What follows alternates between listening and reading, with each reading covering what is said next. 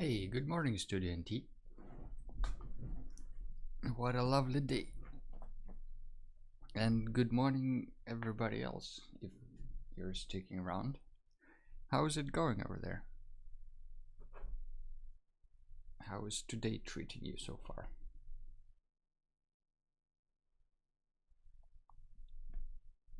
It's great that you're here, student T, because these I made the watercolors. Hey, good morning, Daria 2290. I think I know who you are. And hello, Nervin. Yes, student T, you challenged me last time to do watercolors, and yesterday somehow, I don't know, I just made them. Or not yesterday, on Friday, I think. I took that pigment that I had, this thing, and then I ground it together with some gamma arabic water and honey in some more or less random proportions, and this is what turned out. Like, this is quite a nice color. It's, if you can see, I'm not sure, it's a little bit rough, like you can see the sand here, but so maybe I just didn't ground it enough, but it's actually, I don't know, I think the color is quite juicy, so maybe we'll try to do something with it. This I just did with a kind of as a test sketch for these watercolors. Thanks. Student, he says, I'm impressed. Means a lot coming from more experienced watercolor maker. Ground color, yeah, it's kind of like a color of clay or dirt or roofs, so we'll see. But today we have a topic. I don't know where the topic came from. It kind of just randomly popped in my head, but the idea is to draw like a haunted mine. I don't know why. I just thought maybe that could be funny. Is this the topic of today's list? Not really that yet. It's more, it's not really like a lesson. It's more just a topic for myself and everybody else if they want to join. Hello, Solar Fun. Welcome to the stream. And good morning, Pixel Props. Student says, well, I'm not that experienced yet. I've only made pigments so far, not actual paints. Still waiting for the gamma arabic to arrive. Ah, I see. How can you can you test the paints without gamma arabic? Do you just mix them with water and try them out? Yeah, maybe Haunted Mines is better. But Haunted Mines is a map in one of the games from Blizzard. Kind of like House with Ghosts and stuff. And I don't know, I have some references here on the side. If you can see, if you want to get the references, just type !refs. But yeah, I had something maybe like this in mind. Kind of like, I don't know, maybe it's stupid, but it is what it is, you know. Let's see. Yeah, kind of how, not really a house, but maybe like a little village.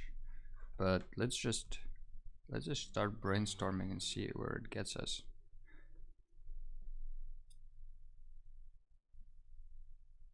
I just got out of bed, and just as I turned on my computer, you went live. Perfect timing. Perfect timing on waking up. I I go live every Sunday at the same time, so good job. I'm glad you made it to the start. Been swatching pigments with water just to see how they will look. That's also cool. Not wasting time on waiting.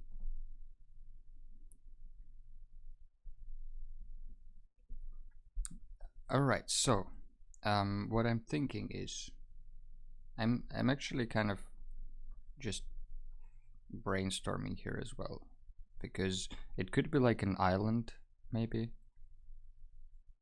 because I remember last time I think Schmilikopter mentioned that it would be cool to have it as like to draw a map of some sorts.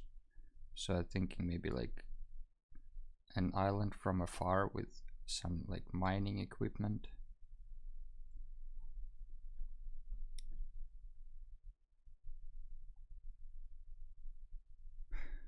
Also, there was a request for Asian architecture, and I think we'll also do that, but probably not today.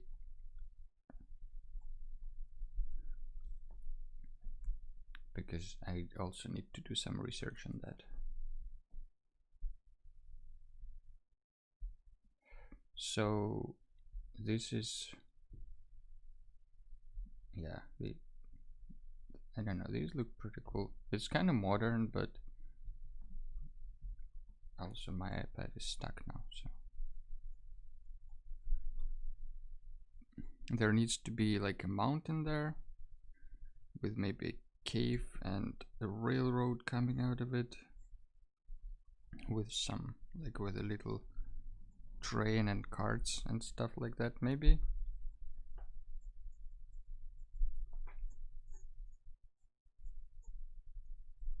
So maybe it could be like a little mining island in the middle of nowhere.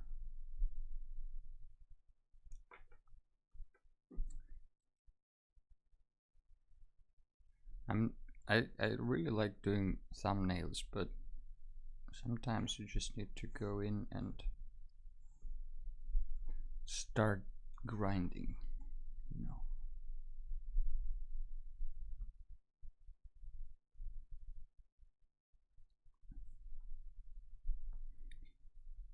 Could be maybe a different sort of let's close this thing again. Yeah, maybe it could be a different sort of mine, like the interior of the mine. So maybe there is, maybe we're looking like from the outside of the mines, from the inside of the mine out. So there is like, there are these pillars here.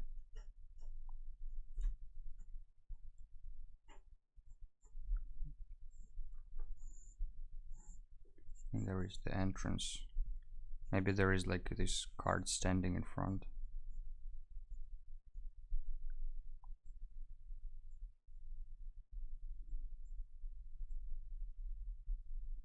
And there is a screaming house in the corner.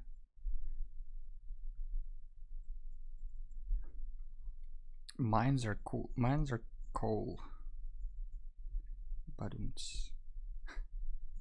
I don't know why mines came to my mind today. I was just thinking about something to draw, and for some reason mines.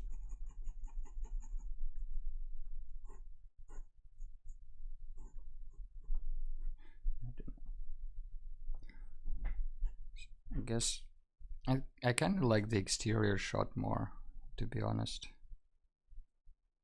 Maybe this one is like more interesting compositionally, but this one feels more content, you know.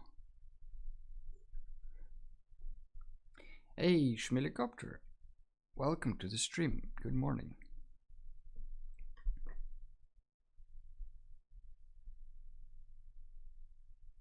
We're drawing haunted mines today. Smelly. Hey. Yeah, I think I'll go with something like that. Let's just go ahead and try to sketch it maybe.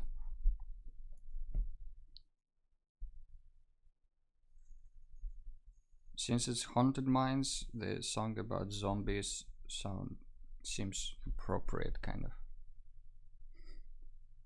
You don't like your nickname, Smellicopter? Hey, good morning, Chucha. Nice to see you. So this will be our horizon line. It's kind of arbitrary, doesn't really matter where it is. And I will try to like sketch the layout of the island just very roughly, because the way that the ground will be visible to us really determines the vanishing points. So theoretically you can say like, oh, this is like a square island that goes like this.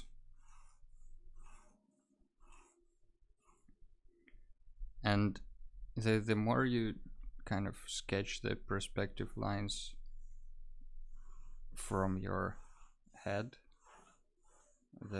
usually the easier it gets. So here you have like a very simple grid, but you can already, get the houses like rough shapes and all that kind of stuff. But we need some more references maybe, because the prop says obviously because of mines are cool. Also, if you wonder something about mines, especially older ones pre-dynamite, feel free to ask and I can probably help out with that. Oh, that's good to know. How are you related to mines? Pre-dynamite mines sound like how you related to mines, as if it's like your relatives. Pre-dynamite mines sounds great. If you have any specific like cool devices in mind that might help here, feel free to send them maybe in chat or on Discord. 15 years of working as a tour guide in a mine. Oh, I see. Then probably you're the one to ask. I can see an angry face in the second sketch. There is a sad face of the house there, Schmelicopter. And good morning, Hawks. Hawks rubs the crud out of the corner of his eye and waves back. What is that African dance music in the background? Sounds exotic. Okay, it's Oliver Arnold's now. We're safe.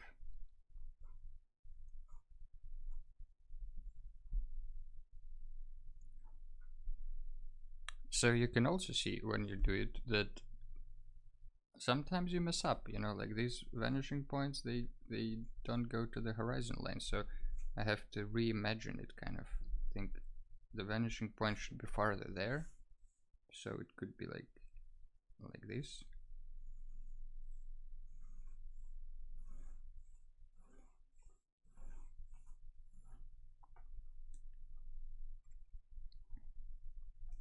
I guess that's gonna be more accurate, and these guys as well.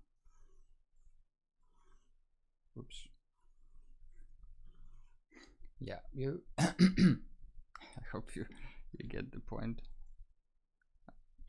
Not really trying to be very precise here.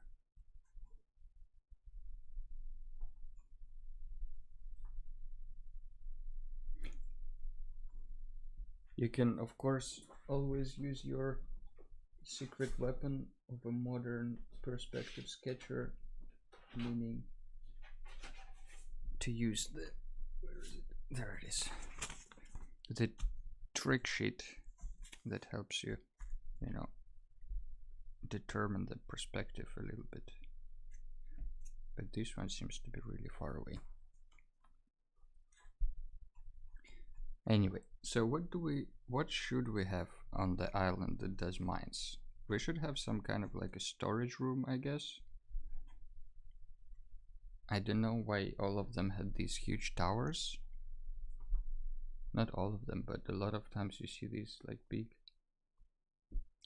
towers, like, you know, like this. Maybe Pixel Props knows why the big building. But we also will need some sort of like a mountain on the back, maybe like a big hill.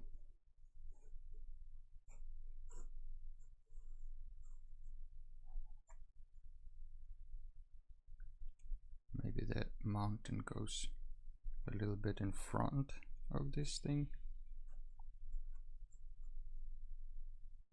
And there could be like the mountain, the entrance into the mines.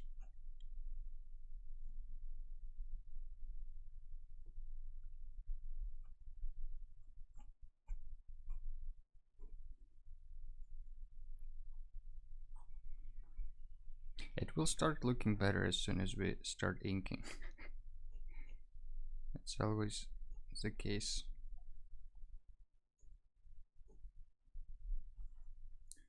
Alright, so we have some sort of entrance into the mines here. Pixel props for the rescue.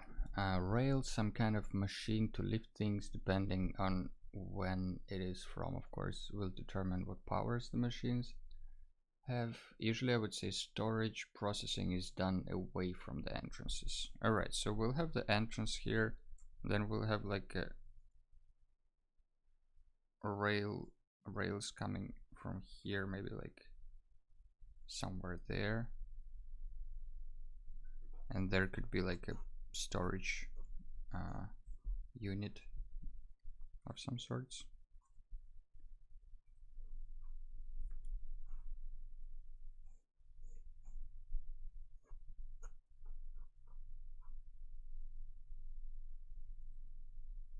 Oh, I'm using the wrong guidelines.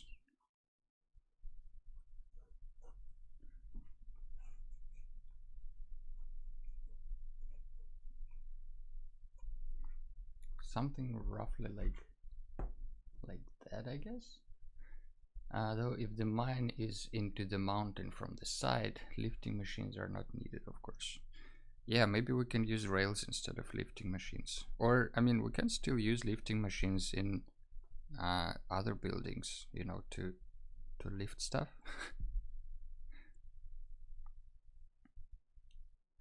If that would be necessary. Okay, let's get the middle of this using our simple trick with diagonals. African dance music. Sorry, Nervan. I don't know where that came from.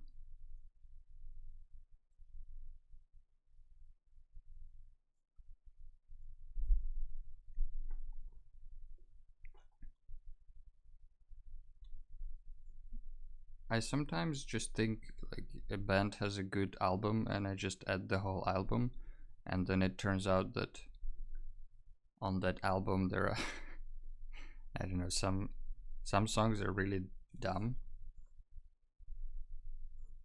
and then I have to catch them in the playlist.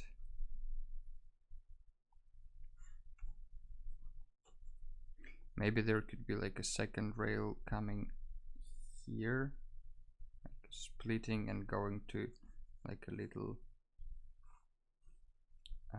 what is it, like a little dock here for the ships to gather everything.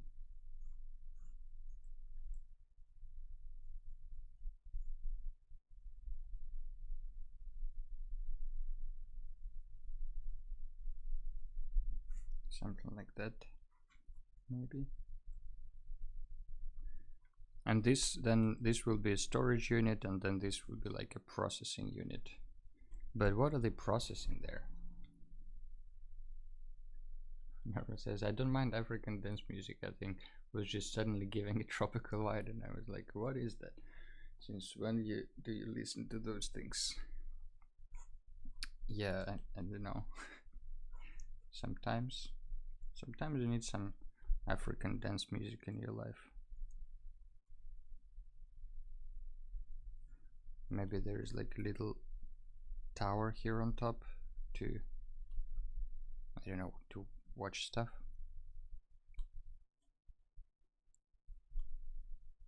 These buildings though, they're usually very very simple in designs, like they don't have many windows or stuff like that, but they have kind of interesting shape, you know, like these huge logs holding it, or probably holding, I guess it's for holding. If it is metals from the mine, the processing plant should have at least one chimney, quite tall. That's a good point. We will add a huge chimney here, just behind it.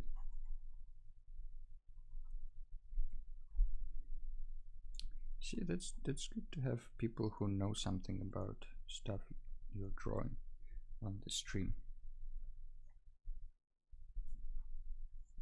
But so far, we didn't really execute the haunted part. What would be haunted about this mine?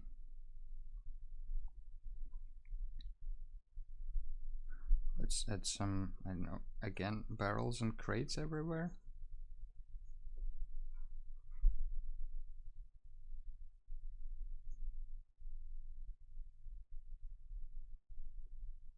Skeletons, skeleton mine workers.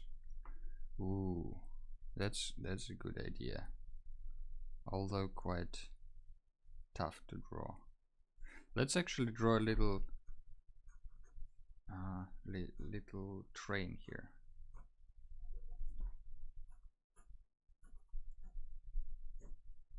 Maybe there's like a little wagon here.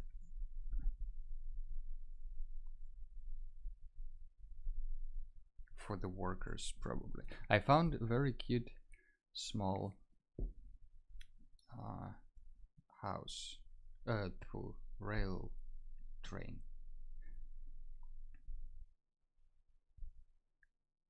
Oh, that's a nice one. Some of our local buildings coming up here. Nice. I will save this to stream references, if you don't mind. I will try, at least. So far, Pinterest doesn't want to save it.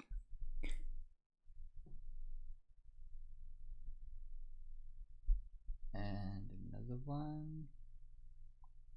Oh, that's a good one as well. So it's kind of like a round. Are those mines?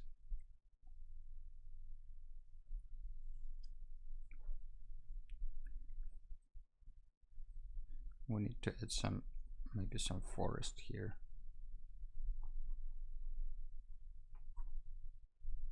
Here and there, at least some some trees and greenery.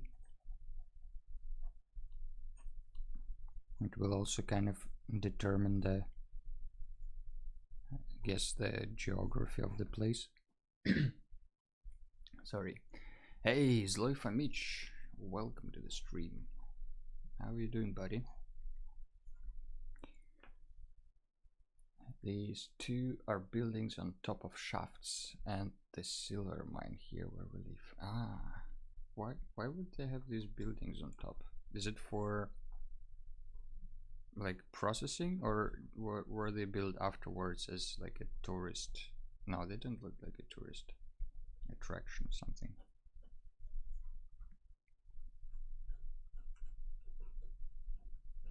Alright, so we'll have some sort of like a wagon here.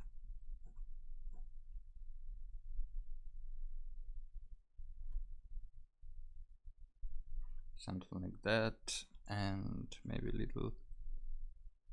these little wagons going inside the cave.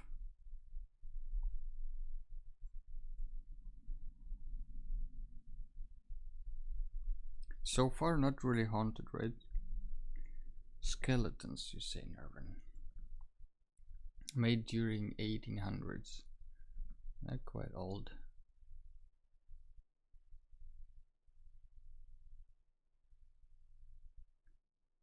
Ah, you think you can put it in some evening or night mood? Asks Solar Fun. I will try. Let's see how it works. Usually,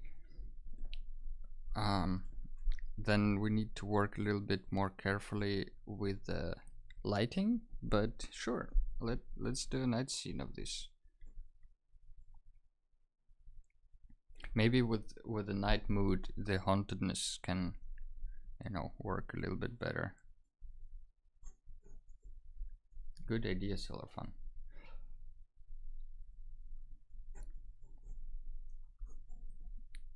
Pixel Props says they are to cover shafts and to house, in some case, machines to protect it from from the weather.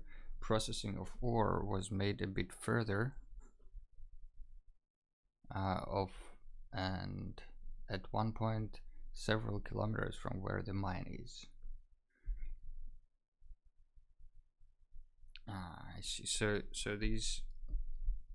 the shafts are mostly for like protecting the equipment and stuff.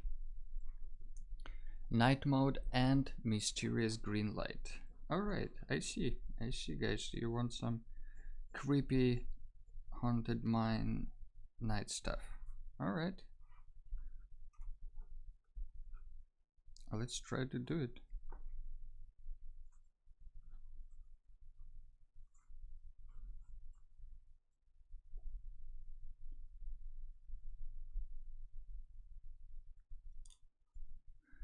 Creepy night. Maybe we need a skeleton for that. First of all, we of course need some like lanterns everywhere, because we will use them as light sources.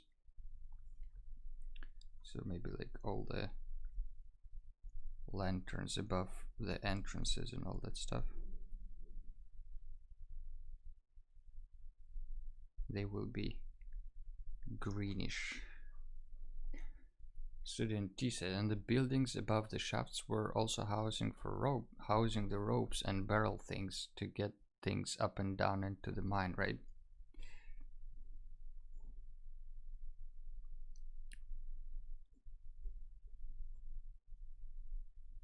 I guess it would make sense to have like a big storage room above. Also, when we look at this door, this is the size of our human, kind of, So the skeletons will be like this size.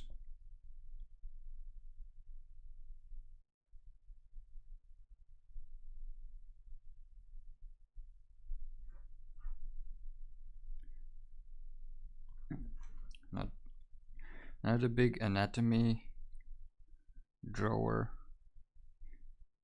but let's see. Maybe there is one skeleton sitting here just reading.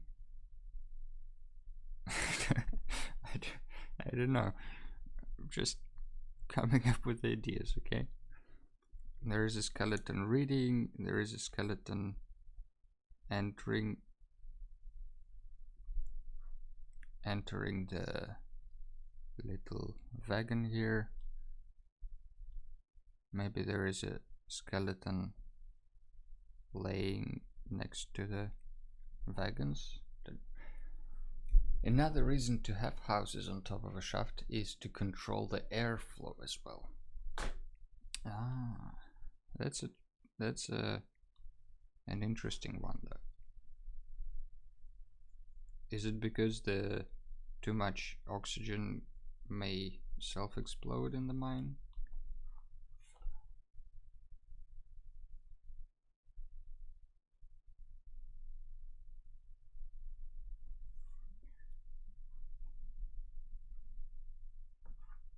And this door obviously is too big. If you think about this door being the entrance, you can like trace it a little bit back. and then you will realize like, oh, this door is too huge. But I will keep like a big door here as well, just for the storage and cargo stuff. Maybe there should be like a rail sticking out for lifting stuff. And maybe they were in the middle of lifting something as they got haunted.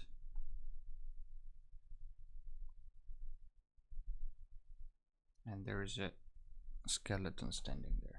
I think skeletons will be a problem with watercolor because they have to be kind of bright or white, you know.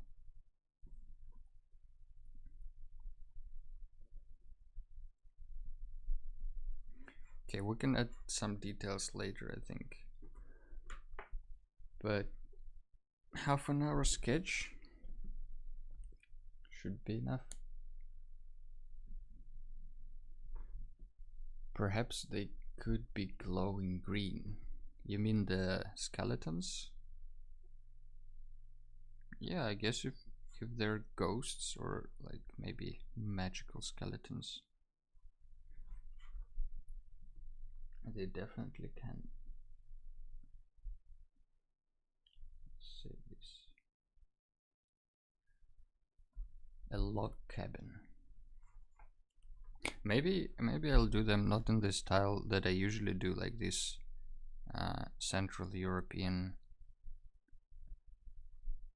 medieval style, but maybe I'll try to make them kind of like what I have open right now as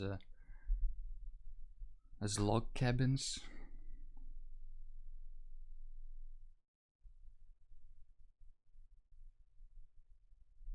This is kind of my favorite part though, because as you ink, you can fix a lot of your own mistakes, and also it all kind of comes through finally through all this sketchy mess.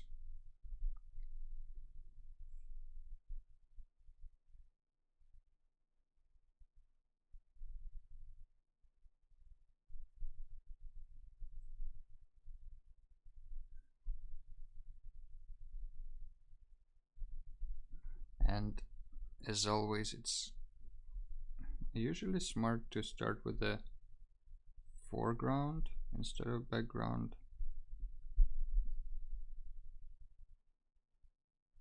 because then you can easily track the intersecting lines, but it's not a rule, of course, but it does help.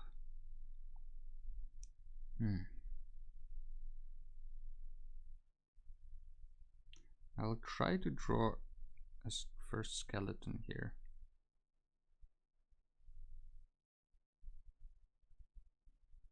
But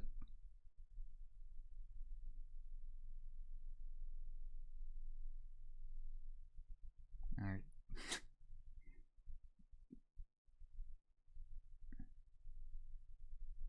don't know. Let's see. This is our first skeleton person. Skeleton miner.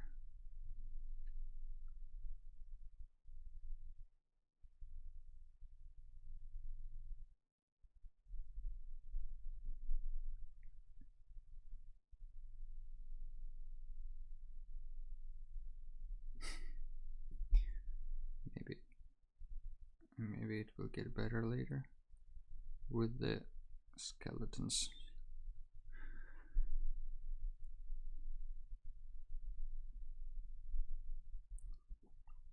I don't really draw much anatomy or characters. Like part of me was thinking like, oh, it would be cool to, you know, change the streams every time. Maybe today we're drawing houses, next time we're drawing characters, and then maybe something else, like a landscape or whatnot. But I don't know. The other part thinks maybe maps. Yes, Schmilikopter. I was thinking about the map to draw today, but I want you to make a further suggestion.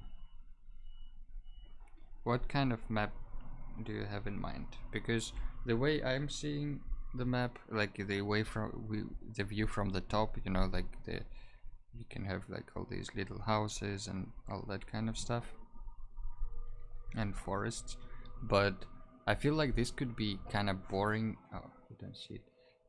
This would be quite boring to see on the stream because it's just like a lot of little squares and it's kind of tedious. So I was thinking, what kind of map did you have in mind? Did you think about like a, I don't know, Treasure Island map in top view, or maybe a map like I don't know. Do you have any examples maybe in mind? That would be really helpful. Then we can plan it for the next stream. Or kind of like Nervan suggested, to draw a map. Oh, Jesus. Sorry, I will mute myself for a second while there is a trash truck right in front of my window.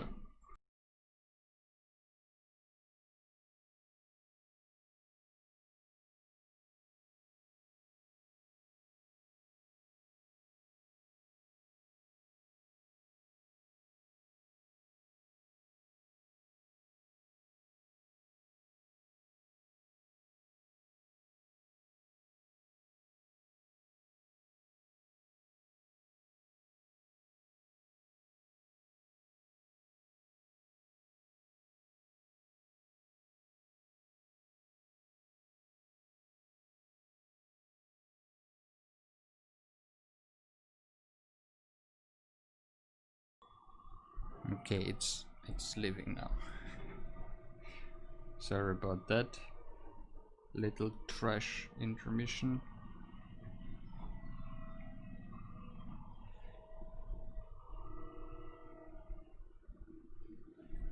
So the log cabins, they have like one, they, if you look closely, like this, the logs, they go kind of both ways, you know, which makes sense because it's an intersection between two planes of the house.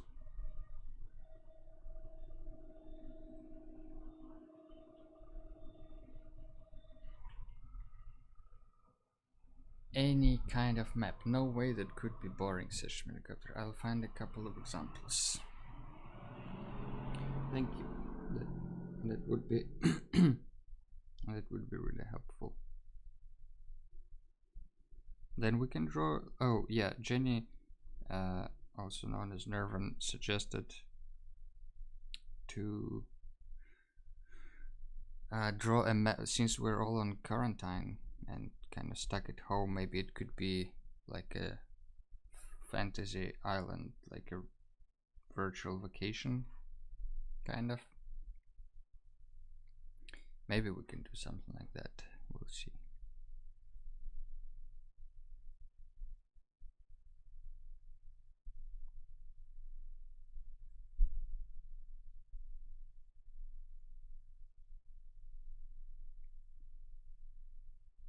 Those trash trucks, they stand. Oh, tropical, I said, no fantasy. This guy not listening. Yeah, sorry about that. Tropical, not fantasy. But fantasy can also be tropical, okay? Yeah, the trash truck just stand, like I have a trash bin like right in front of the window, kind of. So whenever the trash collectors come, they make a lot of noise. And they kind of come at random times. Student says, oh, like draw a map of the dream island we all want to visit for adventures. Yeah, kind of like that, Student. Helicopter says, no fantasy. You should copy Google Maps, also known as Google.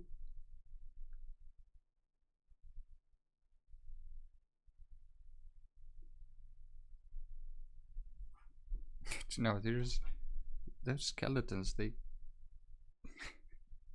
Okay, I won't judge until I finish this, but so far, I would call them quite disappointing.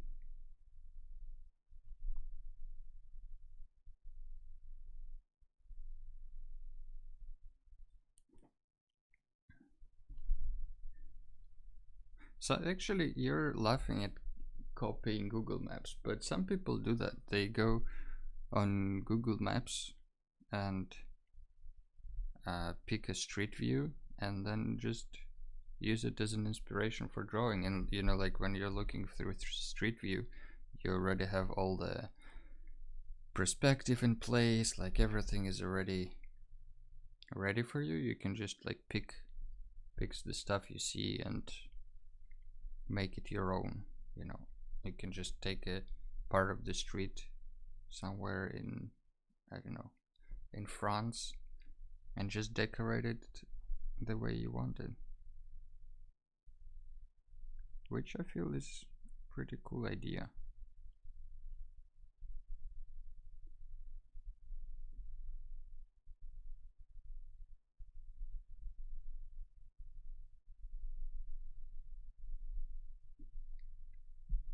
Virtual plein air urban sketching. I do that sometimes. Oh, do you? How do you like it?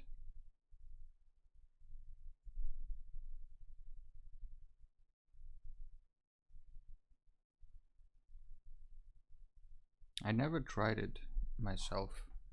I only tried the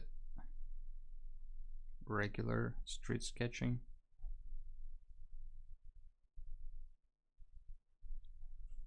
But I don't know if it's.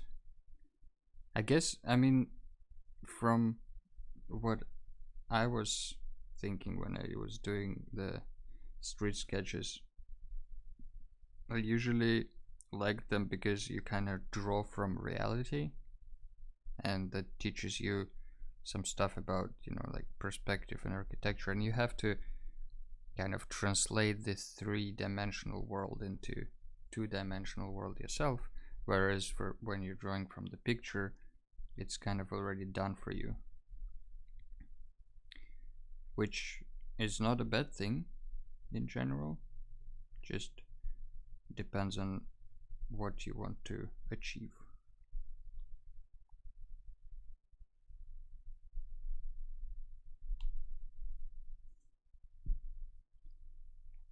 There is also this website MapCrunch, which gives you a random street view.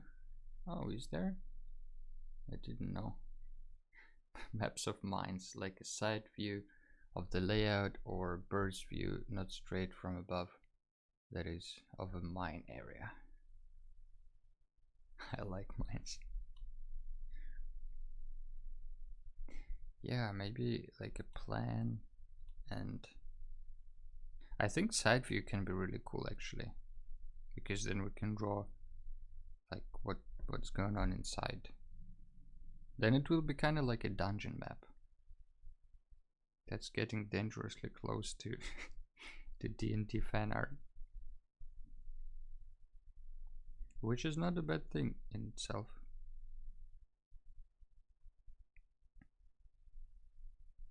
Was kind of thinking about something similar lately.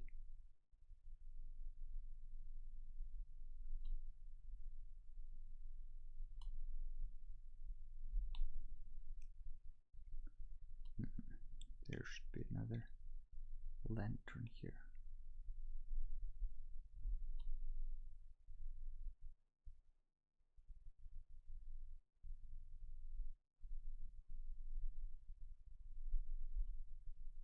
We also need to show the tools somewhere, like the pickaxe, because usually everything is just laying around, of course. Why would everyone keep their tools safe at home.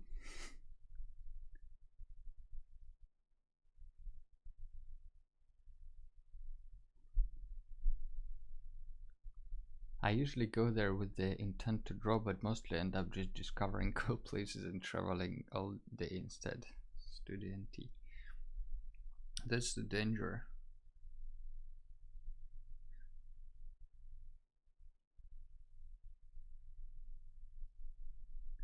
That's the danger of the map crunch. Just traveling around the world. There is also this game called GeoGuessr. GeoGuessr? Something like that. Have you ever played it? It's, I think the point there is also like you get a random point in on like Google Maps, and you need to figure out where you are with the least moves, kind of.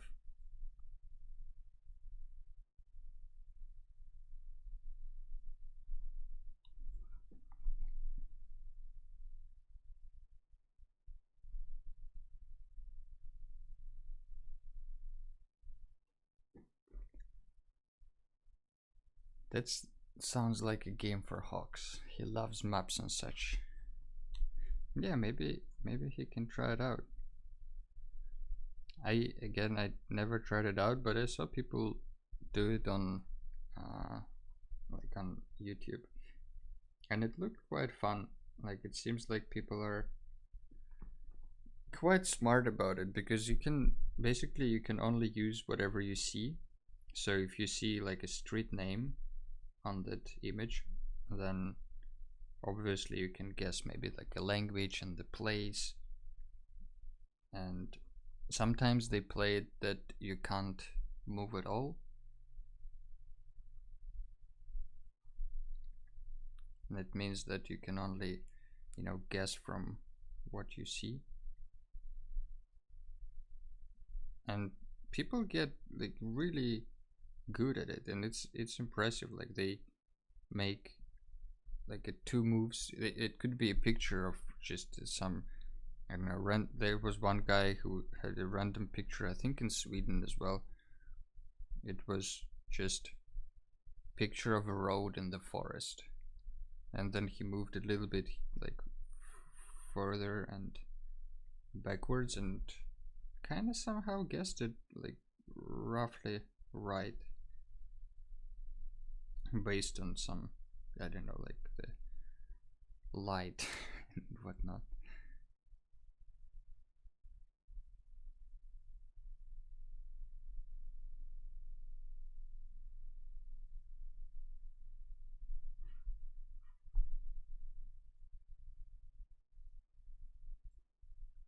This mine is all over the place, kind of.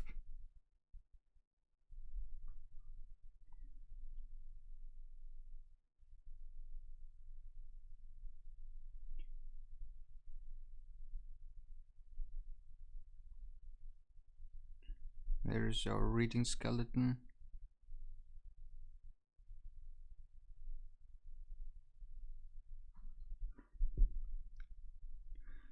Maybe there is a miner skeleton in the head helmet. Safety first, obviously.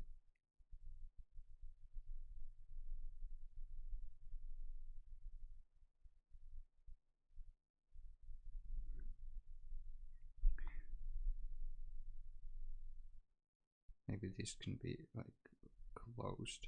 Oh, you know what's a good idea for a haunted mine is that everything can be, you know, like closed and not really broken, but kind of on the lockdown, because people who left the haunted mine, maybe they were escaping.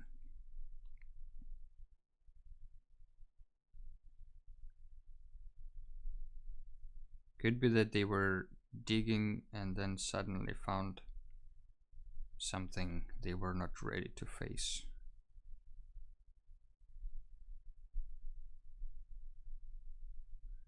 Like an ancient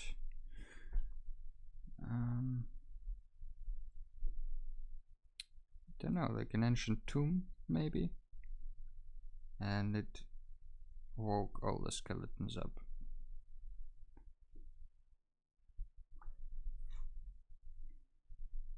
Sounds plausible, I think.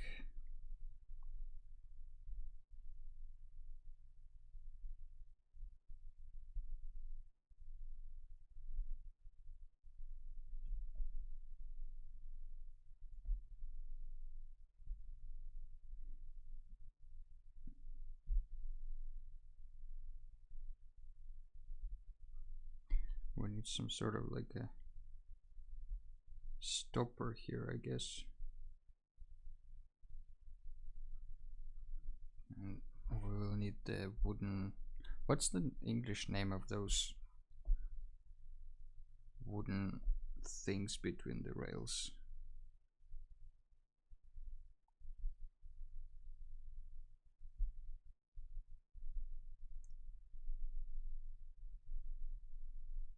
These little wooden things.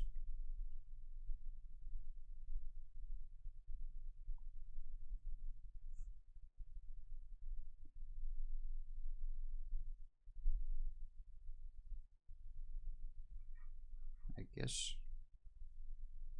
it makes a little bit more sense now.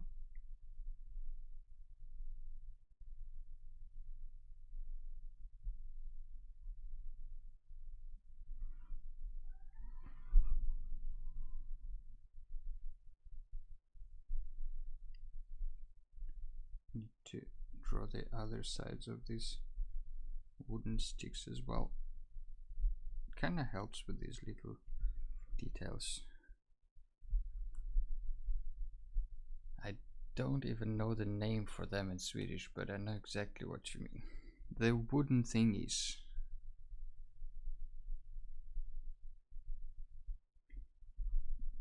That's the working name.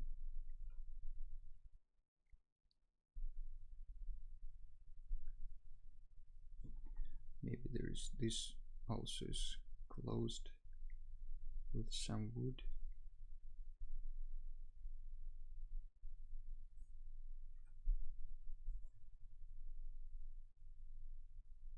Maybe people were trying to close themselves off from the skeletons. Do I want this also to be a log cabin? Yeah.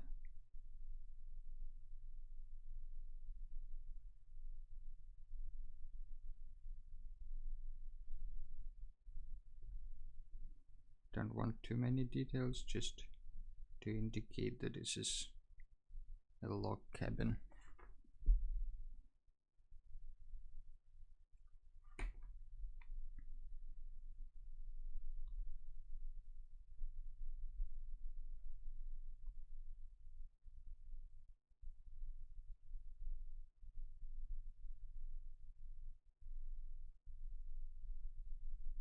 But they should be connected, kind of, because they're all laying in a stack.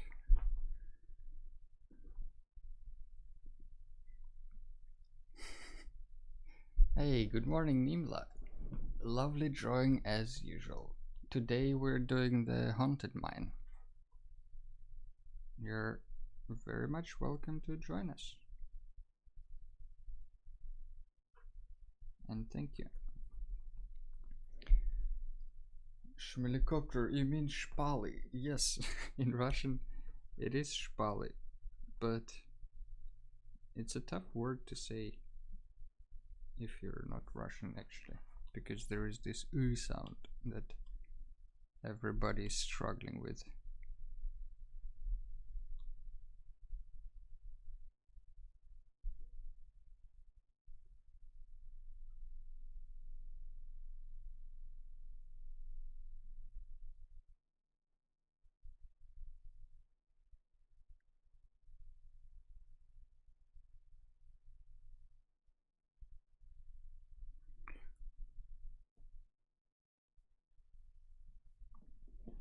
Hey, Phoebe Creates is now hosting you. Thank you, Phoebe Creates. That's very lovely of you.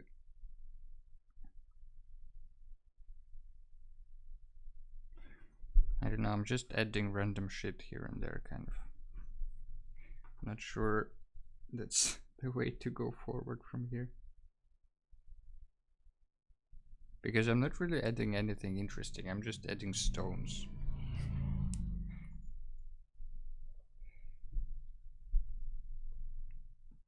I've been lurking, but I gotta go now.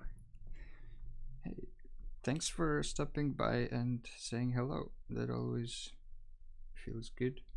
I hope you have a good rest of your day. Or night. But probably day.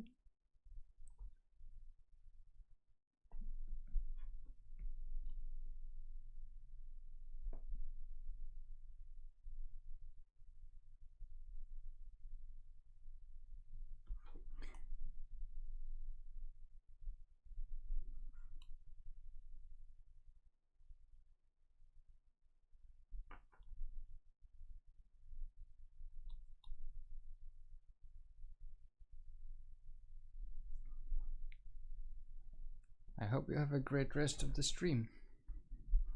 Hey, thanks. I think we'll be okay. See you next time, probably. Phoebe creates. Phoebe?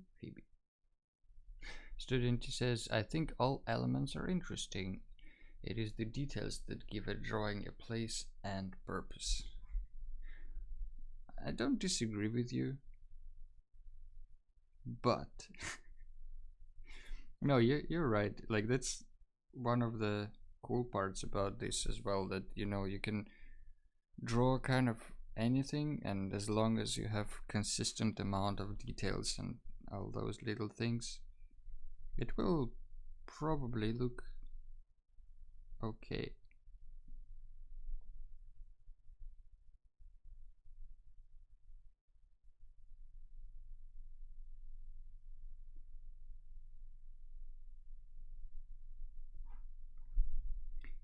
But the details also should have meaning, I feel like.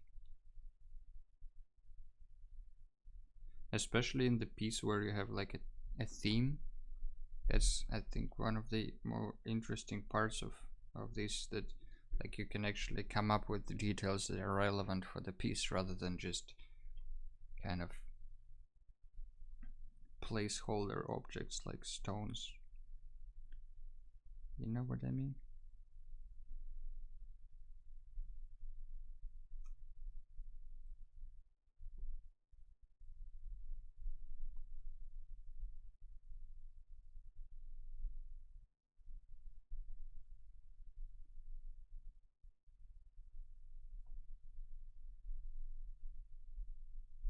This is sort of the opposite approach as I did last stream, when I would only indicate the texture or the material, and this time I'm trying more like drawing the whole thing, kind of, which has its own benefits and opposites, non-benefits, downsides, that's the word, anti-benefits.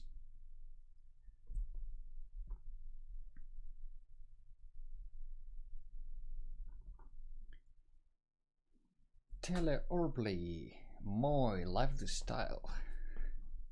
Hey, good day, morning, sir, ma'am. Welcome to the stream. This is always really mesmerizing to me, that like something that starts with a really, like, if you can't really scroll back to the beginning of the stream, but it started like a really weird messy sketch, but when you go over it and add details and like make everything a little bit more clean, it every time it comes to life altogether, and that's really inspiring to me.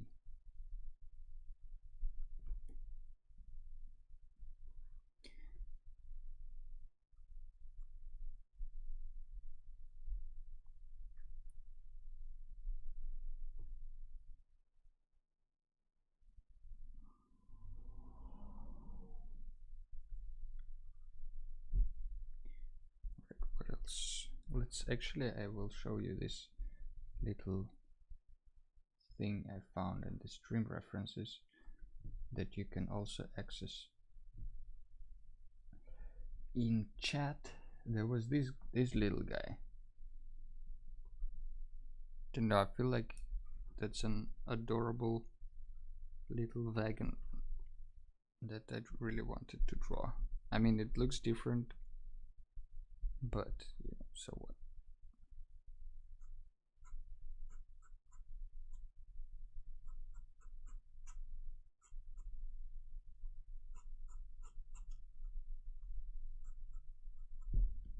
Just some lines. I mean, I think on this reference it looks cooler, but so what? This is a haunted mine. It can have anything and everything.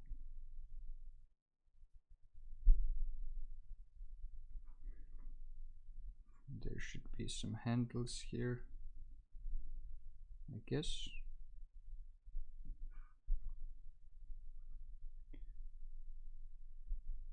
Maybe there are like more shovels laying here or standing. And more tools. There could be like a bucket standing next to the entrance and another laying on the ground. Bucket madness.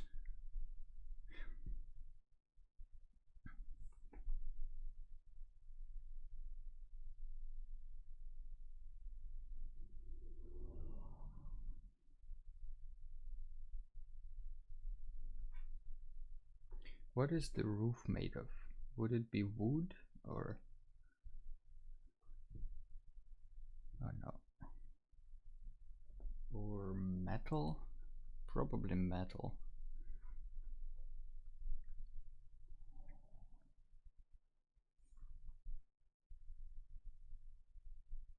Let's just draw a little bit of these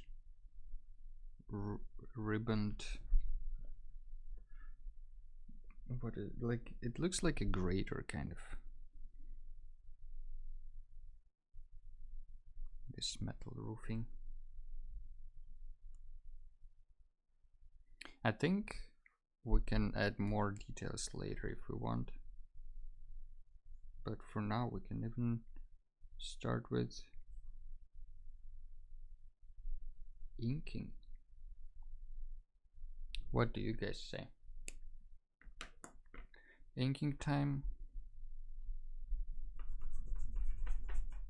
That's gonna be the trickiest part because of the haunted skeleton stuff. I guess I will have to start with that. Maybe think ahead a little bit of how I will paint it. Currently my plan is to use a lot of water so all the pigments bleed into each other.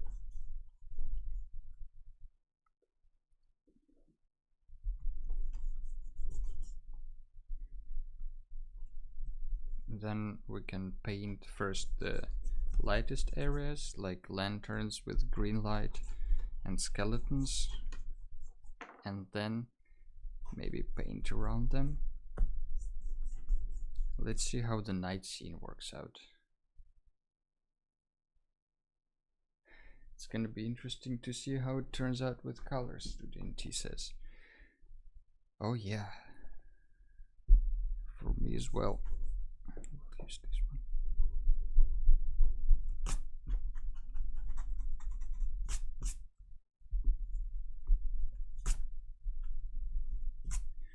There is a song about spooky, scary skeletons. Something like that. It's a fun one. But anyway, I think I won't use my self-made watercolors for now. Maybe later when we get to the stuff around the skeletons and the ground and the mine itself and all that goodness. But for now, let's just, I guess get some water. I was thinking actually yesterday to make a monochromatic image. Yeah, oh, you missed the beginning of the stream. Yes, I did watercolors. I used my pigment, and then first it became kind of like this slurry, and not really slurry.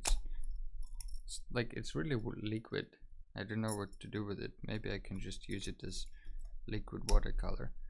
But the other paste turned out kind of like this. And I did a test sketch, and the color is quite nice and juicy. So I was thinking of making monochromatic sketches or painting, but not in this case because we need the night scene. That color is gorgeous, and the pigment itself, I'm really happy with it because it's so fine, so it doesn't require that much grinding. Like, you know, it's already very small particles of pigment.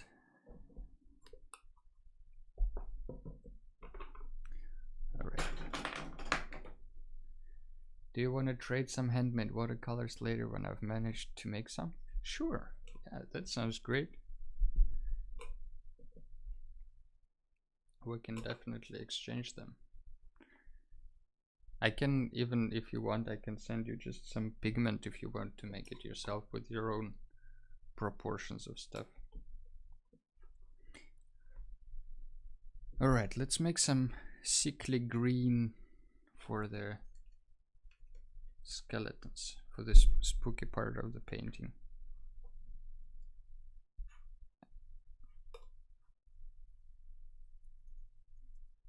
I think it needs to be maybe more yellowish, kind of brighter. That would be wonderful.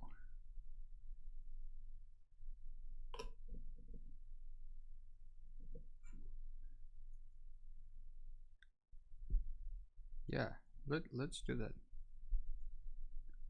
Do you know when your Game Arabic will arrive to actually make the pigments?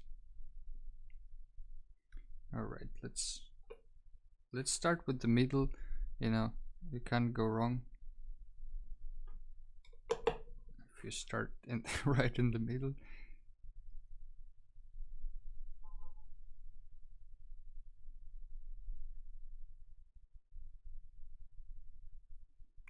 So all the lights will have this sickly green around them to signify the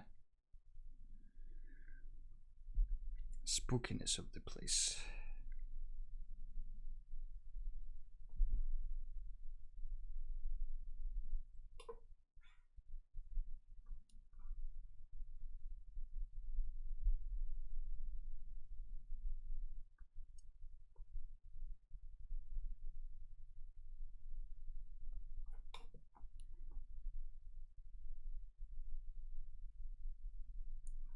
Little spider, go away.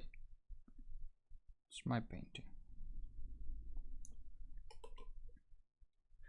Your snail your snail is tired. Yeah, the snail is really tired. Hopefully in the beginning of next week. I have 2 different orders I'm waiting for, and the tools that I plan to use is in the second order that is gonna take some more time to arrive. I see. I have some more pigments too. Maybe in the meantime I can make some more watercolors. I was thinking about streaming it, but the sound that my pestle and mortar made when I was grinding the pigment wasn't really microphone friendly, so I decided against it, kinda.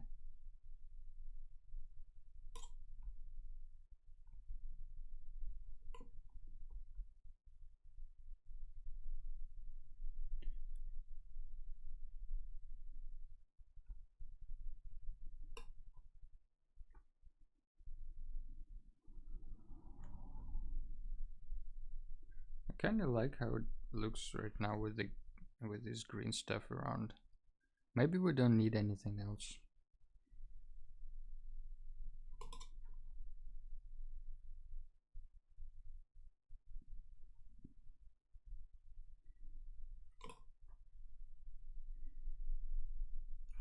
Alright, we kind of need to move quickly before it gets dry, but I'm 100% sure that I can DIY some tools to at least try making some ASAP. From my side there is no rush, but it's up to you kind of what tools do you want to use and how long do you want to take. I'm not gonna use all the pigment anyway, so and I can save some for you.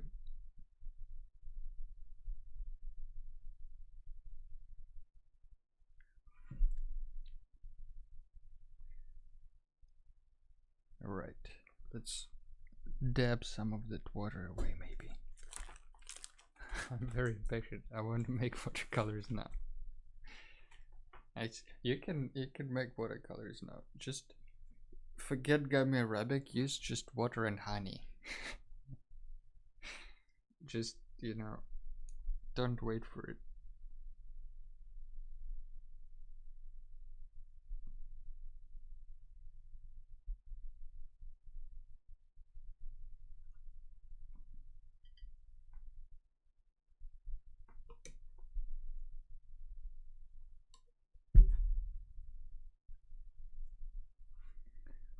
There should be a green light coming from the mine, I think. That would be cool.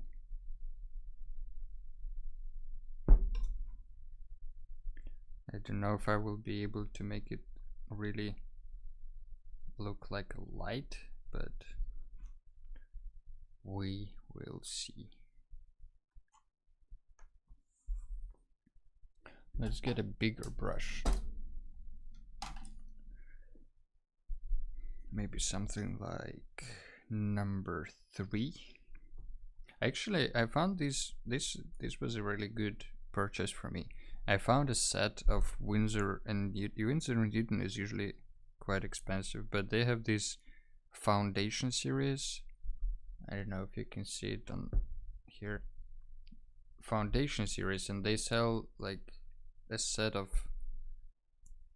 good brushes for I think €9. It was, maybe it was on sale, but I bought it on Amazon, and they're really good.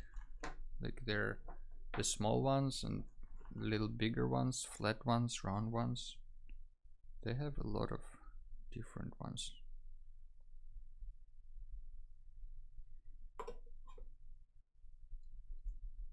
Let's use some of this sepia, I think.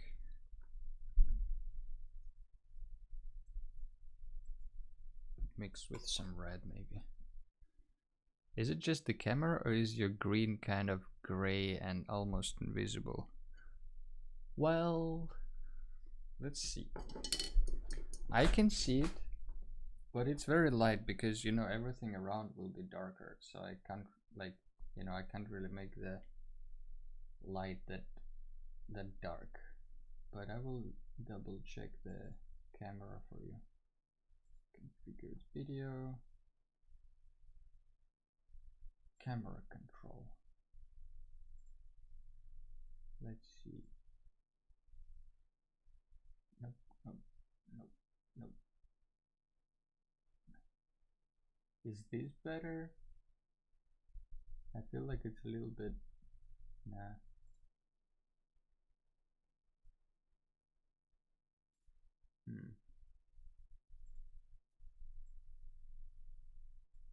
Sorry, sorry about that, guys.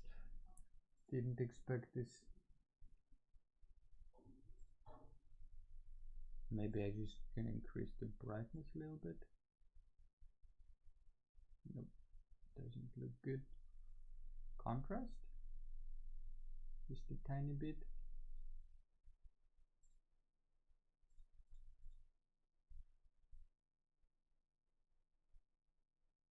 No. Okay, never mind, just do your thing. Okay, okay. Maybe it's the focus.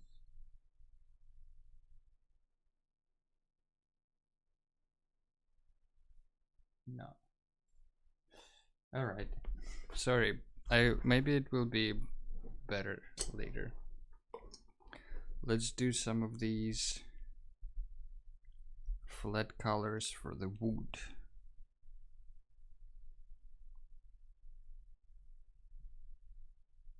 Since most of it is wood, it's kind of easy.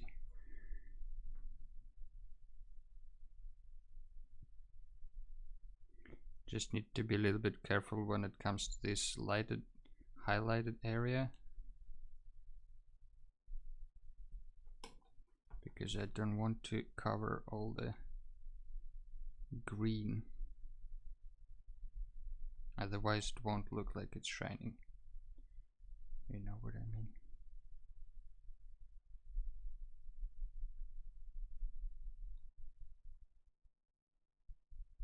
And again, mixing some more watercolors here and there.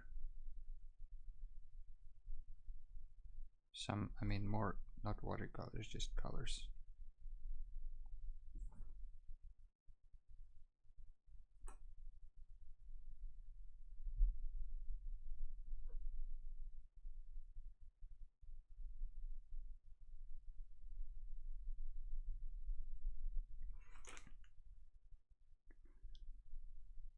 Also, it's kind of important to think about where the rest of the light is coming from. And if we're drawing a night scene, it's probably gonna come from the moon above. Hey, good morning, Mosgan. Welcome. What kind of idea do you have for the next stream? We have a few already. We have a map.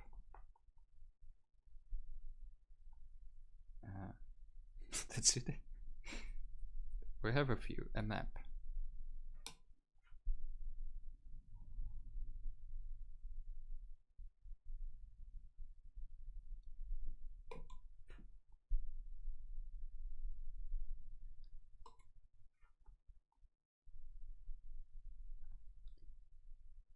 And Asian, oh yeah, Asian architecture and the map, true. And something with fire, but I think we're doing it today, sort of.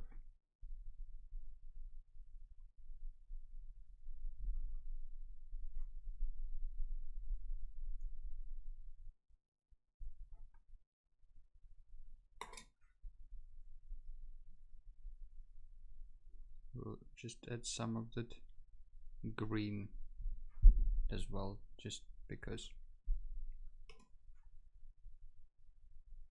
to make little different colors.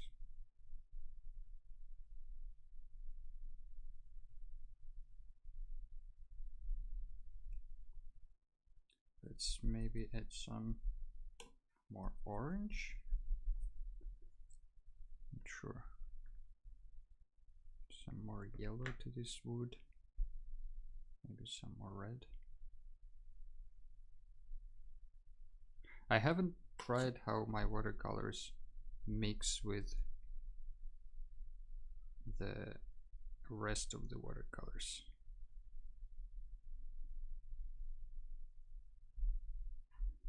Maybe it's a good place to check it as well. So there will be a lot of just dirt around, I guess, and maybe that's what I will do with my watercolor. It could be like a clay island.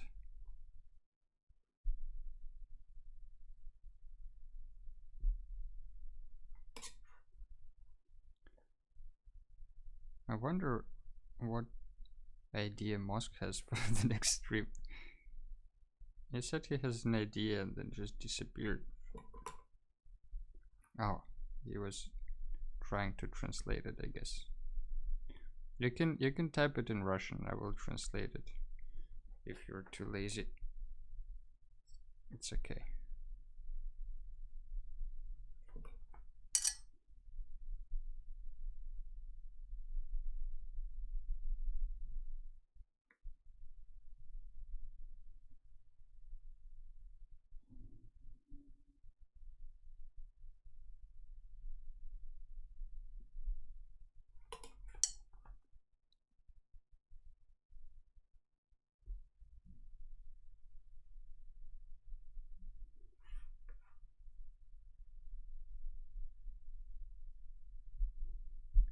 We'll see what kind of light we'll have as well, because the moonlight also will have some color, maybe. At least we can add some, maybe blue.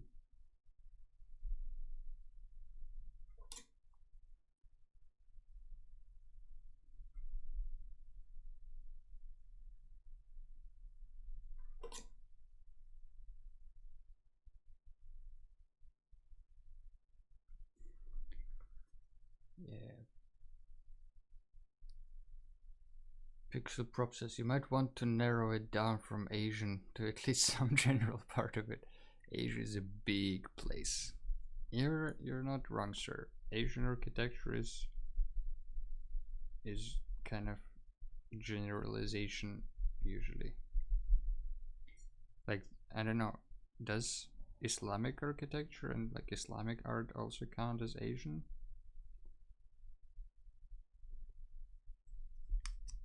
Yeah, Moskin says. Anyway, we were playing the whole morning with Lego and built a city on the cliffs, like Thunder. Oh, like Thunder Cliff, Thunder Bluff, Thunder Club, Thunder something from World of Warcraft. The Tauren capital. Yeah, I remember Thunder Bluff. I think it's called in English. Would be cool to make something similar, maybe in few steps. Like a cliff city. We can draw a cliff city with Asian architecture, whatever that means, in mind.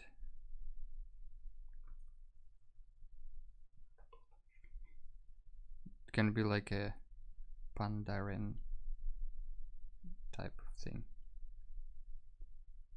with pandas.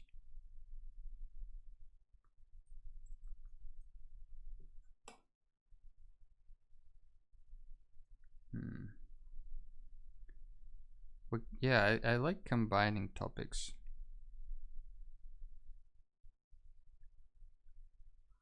So maybe we can do both and then draw a map of it. Thunder Bluff. I mean, Saudi Arabia is West Asia, Mongolia is north, and we have Indonesia in the southeast, all with very different architecture. Yeah, you're not wrong. Schmelicopter, let's see. Agree, thought that that's just a general suggestion because everything P sketchbook draws feels like European architecture. Yeah, it does because it because it is.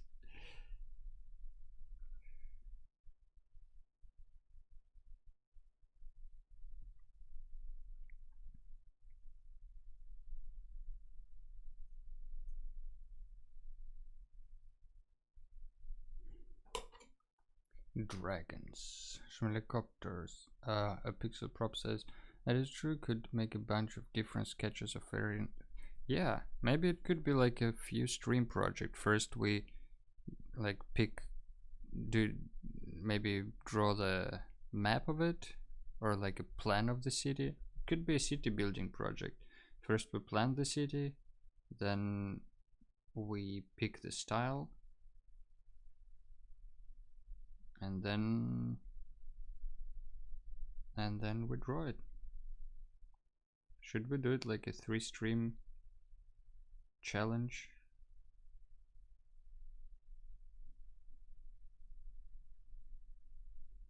What do you think, guys?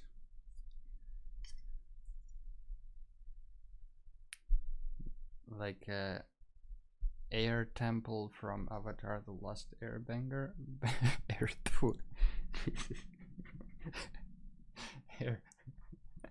Airbender. Airbanger is a completely different cartoon, probably. Very inappropriate for young audiences. Sorry about that.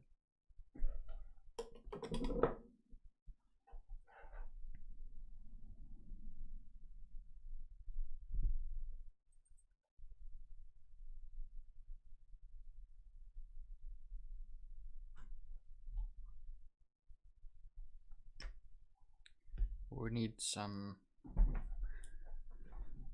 I mean, in general, I think with flat colors it's kind of done, but then we'll do more, maybe one or two more layers.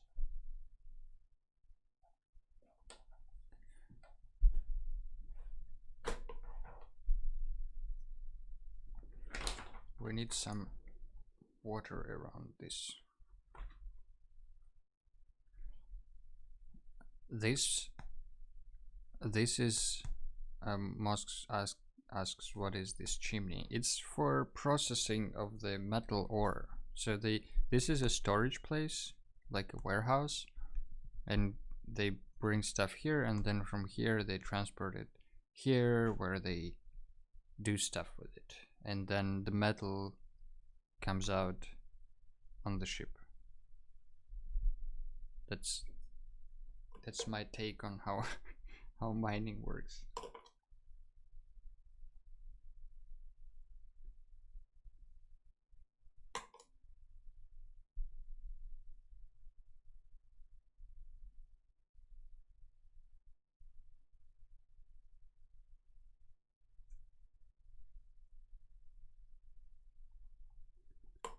Let's just add some water and the sky with the same color probably.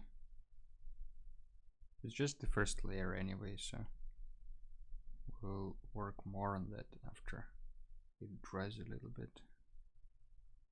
And that's always the problem with drawing watercolor on stream, is that some layers take a long time to dry.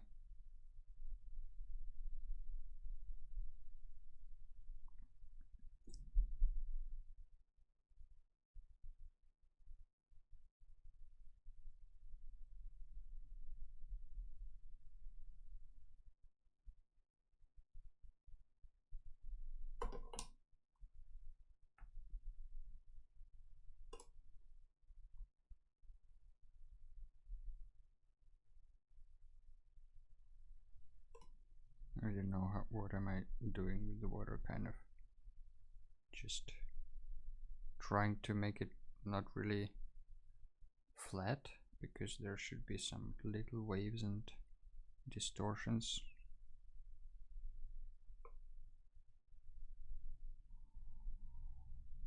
There should be mist, I think, on the island if it's haunted. Obviously this is kind of the first thing the ghosts usually install on the island, is the steam machine. But maybe it's, I don't know, for me it was always tricky to do mist in watercolor. Never kind of was able to do it well. So if any of you knows any tricks, feel free to share them.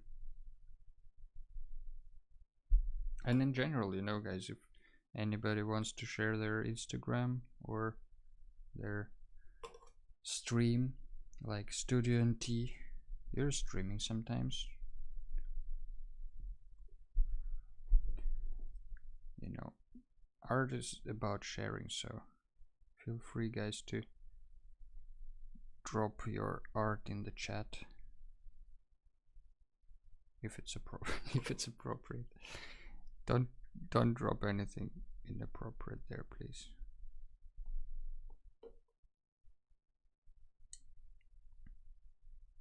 Inappropriate you can theoretically drop in the Discord channel.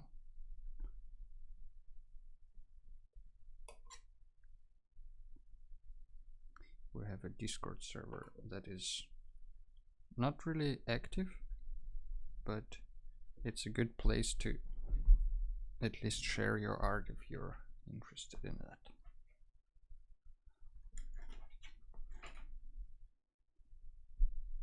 I think I will go over with a smaller brush, maybe add some more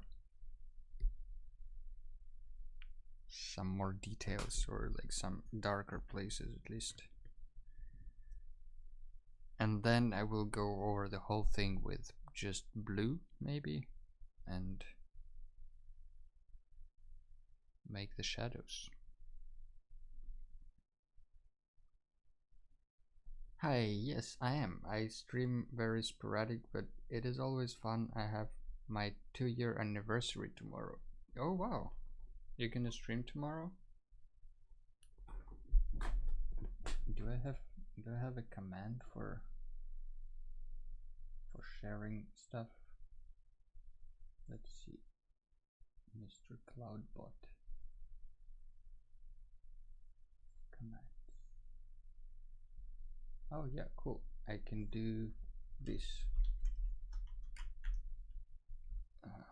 This should work. Yeah, nice. Yeah, guys,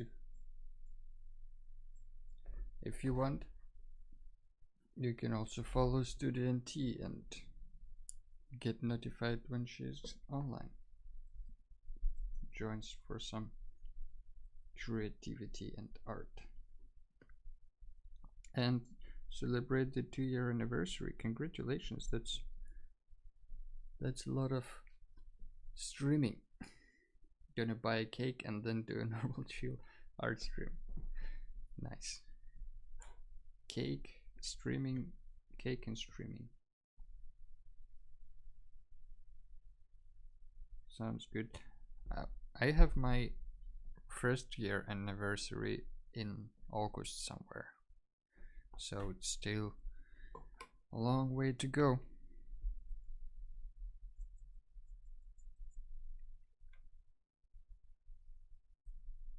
You can really see, like on here, I think you can see that there are little bits of sand in my watercolor, the ones that I made myself, which I guess is unavoidable but annoying. Maybe it's avoidable by just grinding it more.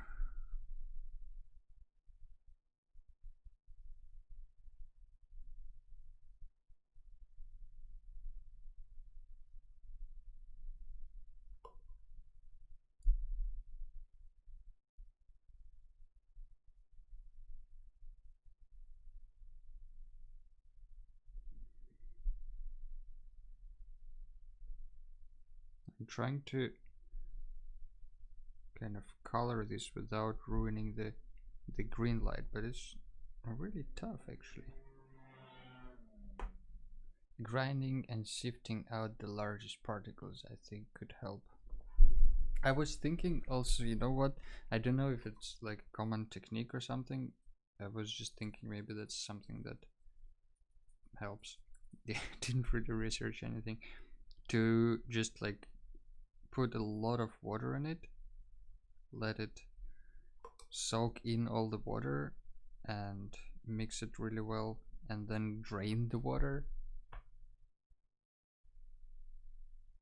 and then also sift the bigger pieces. I don't know.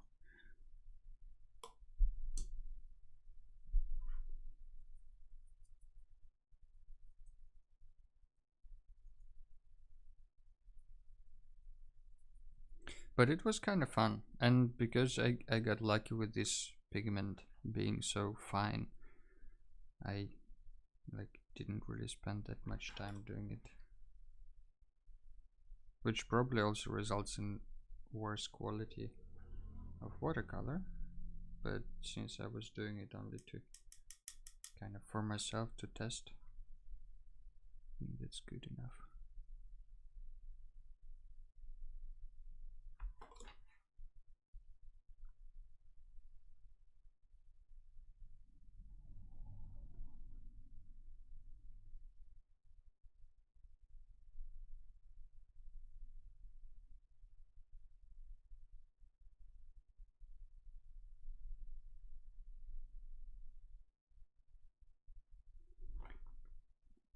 Asian architecture cliff city. So what do you guys think about that idea from Musk? To have like 3 streams to draw first, or I don't know, since I'm streaming longer now, maybe 1 stream is enough.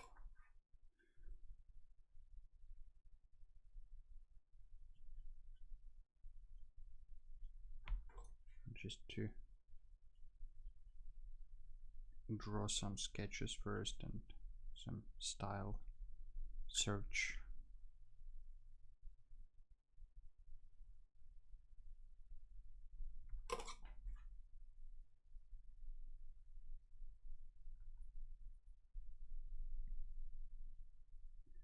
I'm more or less just adding blue for the sake of darkening some parts and bringing the shadows.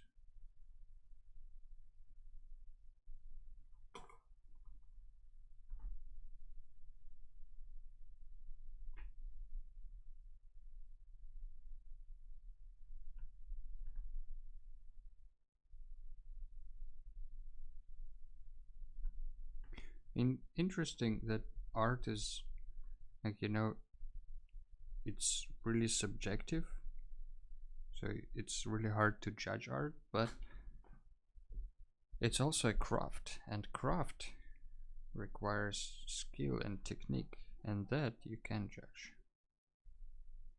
I mean, I think often artists kind of mix those two up or forget that it's also like a craft, especially I guess younger artists who just think, oh, I did this thing and it's my expression, I'm amazing. And it's true, the express, like, there is no wrong in art, but there are some easier and harder techniques, or techniques that make your life easier. Anyway, what completely went off the rails here. Student T says, I think that sounds like a cool idea and it is totally worth testing. I agree. I put a link to a video in your Discord of an Australian guy that makes watercolor from ochre, and he has some good tricks and methods. Thank you.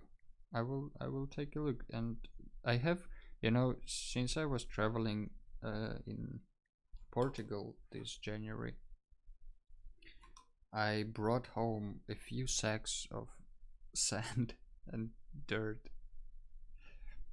to make some watercolors, because some of them were like different shades, from what I have. So that video will be definitely getting some more views from me.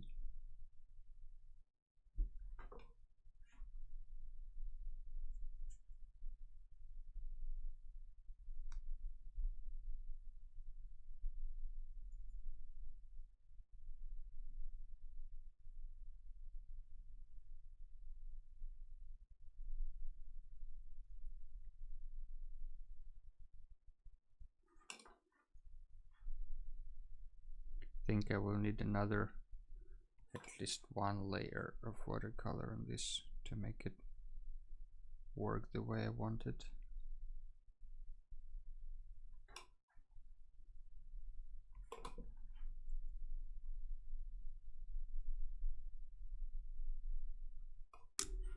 Oops.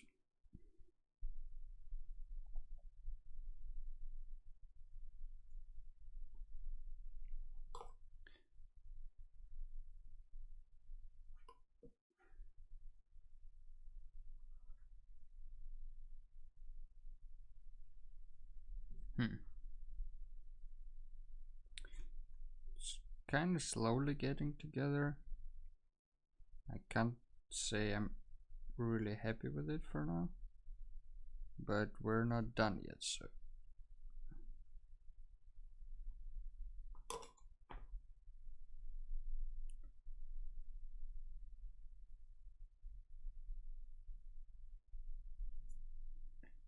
That shade really helps. I recently learned that there is a difference between shadow and shade. Apparently, shadow is on the ground and shade is on the object itself. I didn't know that.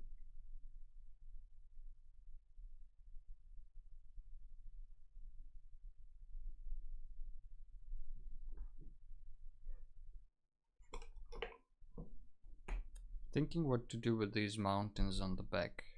I don't really want to draw too many details for the rock and wood there.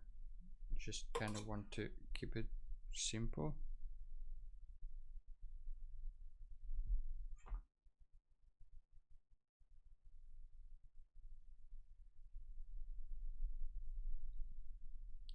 Maybe I'll just add some more green and blue on the background so it pushes us a little bit back to the background from the foreground.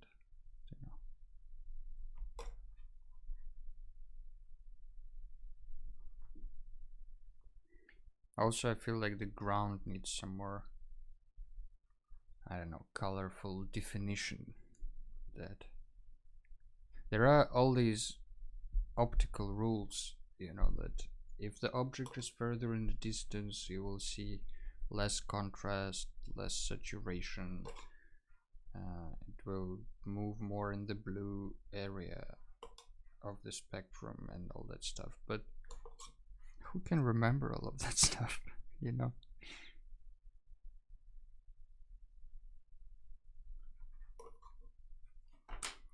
I will use a bigger brush for that.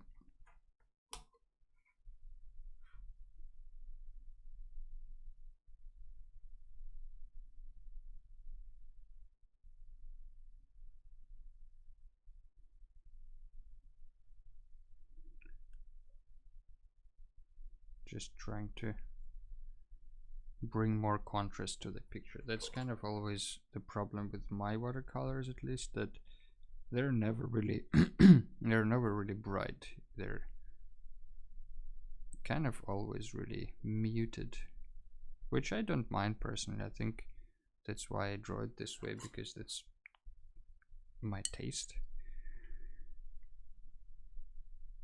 But on the other hand, it's good to be conscious about what you're doing and like not fall in the trap of just doing it because that's how you used to. So I think maybe trying out to have some more contrast or more color could be beneficial for me.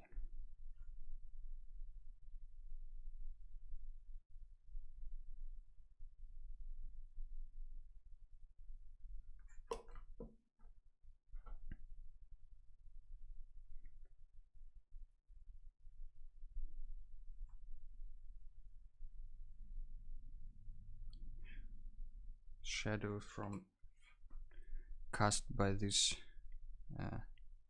breeding skeleton guy.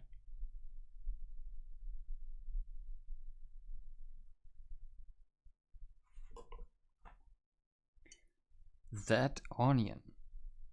Thank you for following. Everybody needs that onion in their stream. I feel like.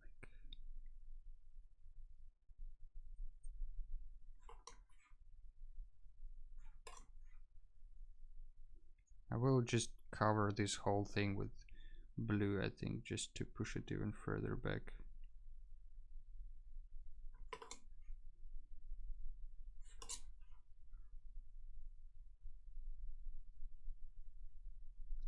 Because it feels like it's a little bit too blending with this thing in the front of the house.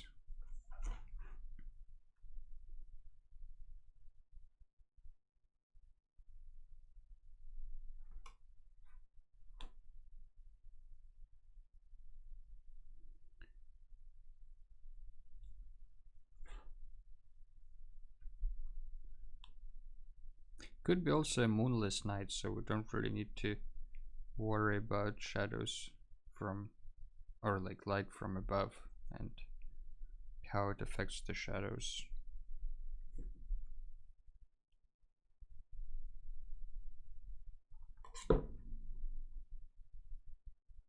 Forgot about this skeleton here, so he doesn't get much light.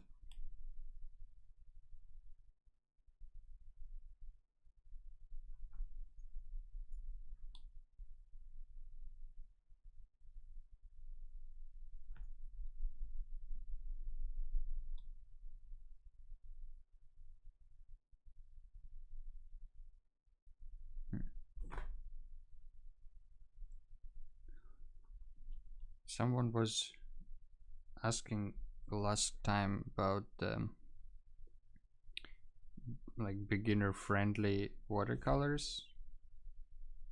I can't remember who that was, but I kind of thought that, you know, I suggested to use just, you know, basic colors, maybe pick 3 or 4, just to not get overwhelmed with it and learn the basics and then go from there. And then I actually listened to like a professional watercolor illustrator, and he suggested the same, which was nice to know. But the interesting part is that I thought the watercolor that you choose kind of will determine your style, you know. Like if you're drawing with 4 watercolors, or I don't know, 10 or 5, or specific brand or whatnot, it kind of determines the outcome, you know.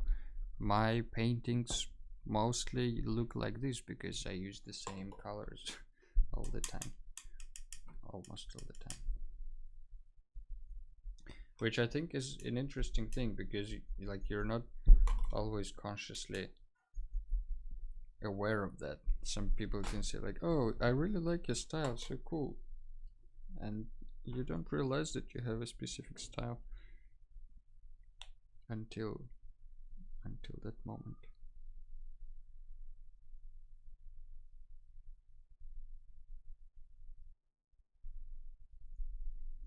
Let's try to draw some pine trees.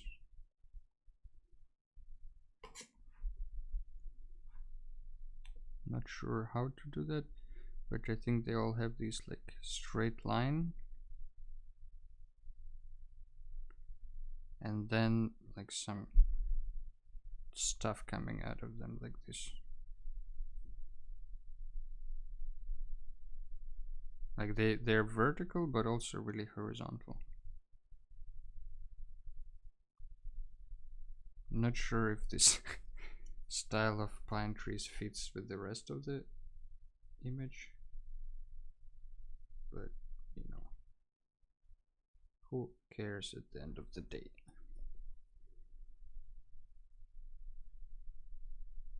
It's all for fun, practice, and learning.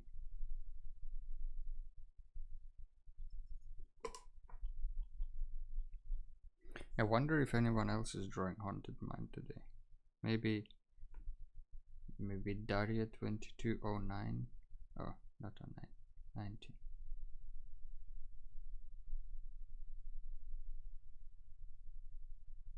I remember she asked in the beginning, what's the topic for today?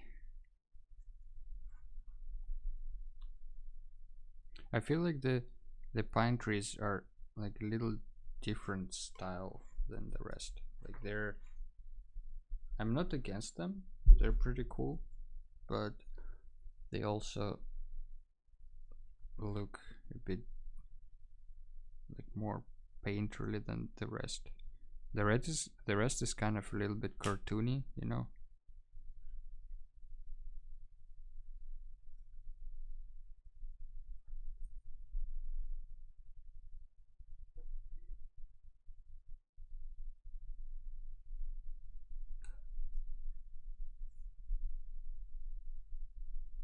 And we're kind of losing the glow of the skeletons.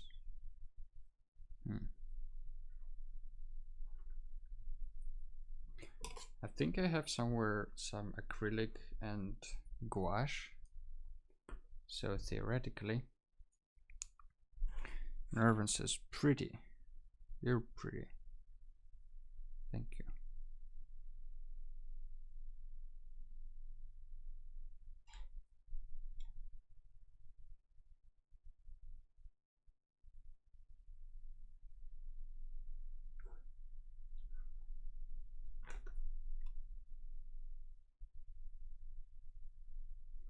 Apparently, flat brush is really good at drawing pine trees.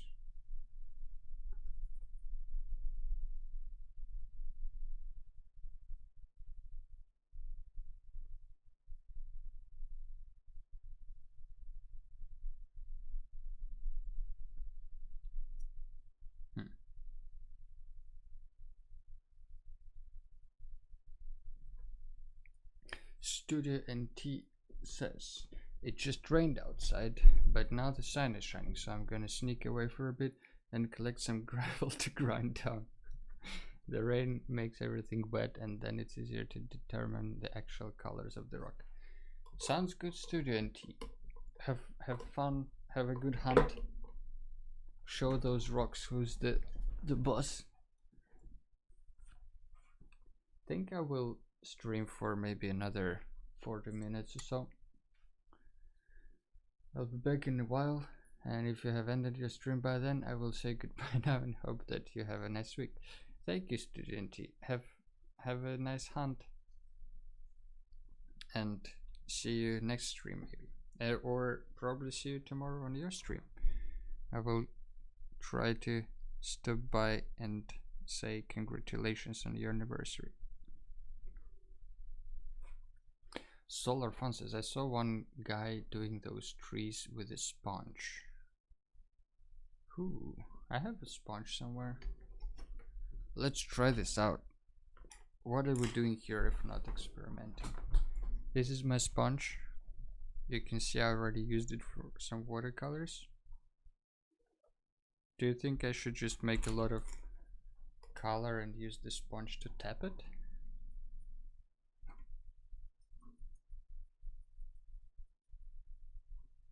Let's try that then. I really like this green color, this one. Maybe it's not showing as amazing on camera, but it's indigo and olive green, both from Rembrandt, one from Rembrandt, one from Van Gogh. Okay, so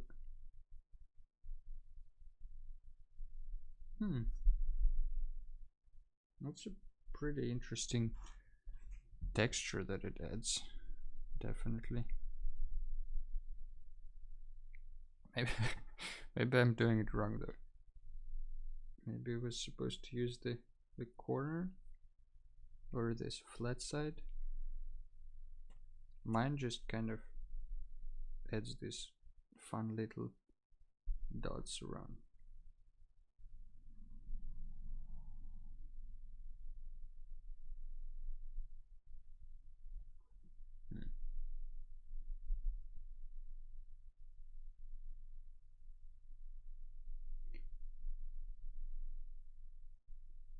Maybe I just cover this mountain a little bit with this green stuff.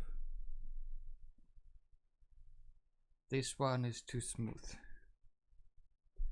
Could be. But it actually gives pretty cool effect here. Maybe I'll do the ground with it as well.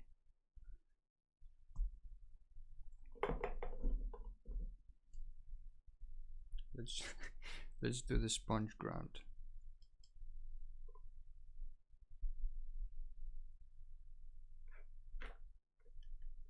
And I will use some of my own watercolors for the ground as well.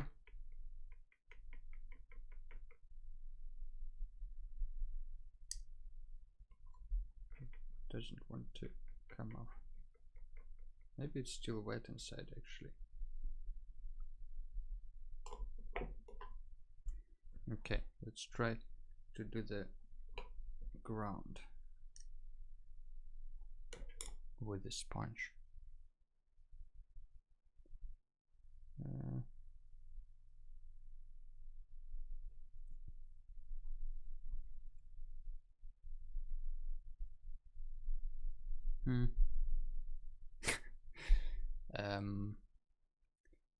Let's switch to the brush for a second before it dries out.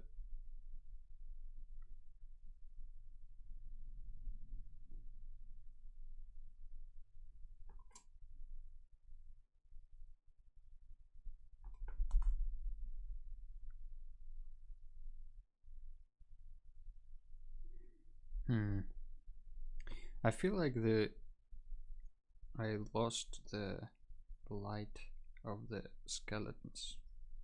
It's not as spooky anymore. No. No, using brushes allowed.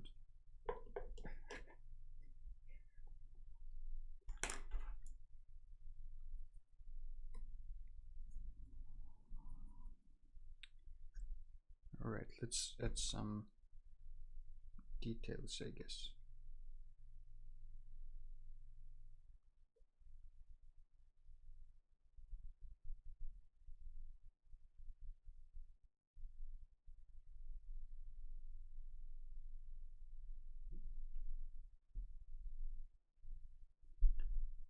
You decided not to make it night mode?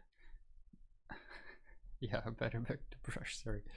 No worries, Solar Fun. It was a good suggestion. Maybe I will try it again next time with when I have like less details, because it's really hard to add details with this huge thing. But I like the effects on the sides that it did. So thanks for the suggestion.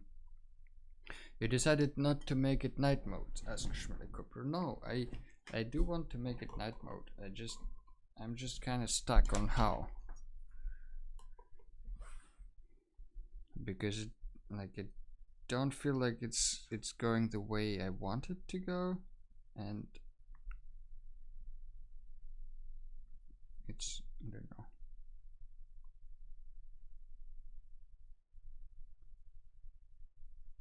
Can't say I like how it looks right now. Oh, that onion says that looks great.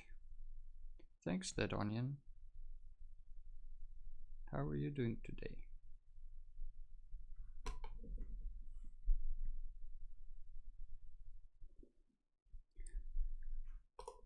Let's just add more blue everywhere, I think.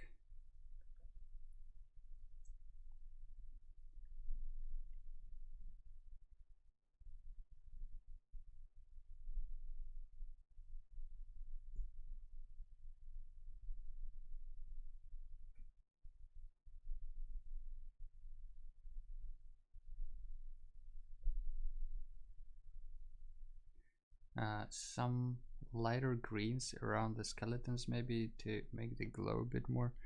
Yeah, I think that's a good point. Like they probably just need some more visibility, maybe, because like you don't see the glow because it's all blurred now. So dumb. That onion says, I'm doing okay. How are you guys? We have some watercolor pigment hunters who are collecting some pigments outside. I'm just enjoying the company on the stream. Do you also draw? Does anybody draw the haunted mine as well? Or is everybody drawing their own stuff? Or nobody's drawing anything? It can also happen.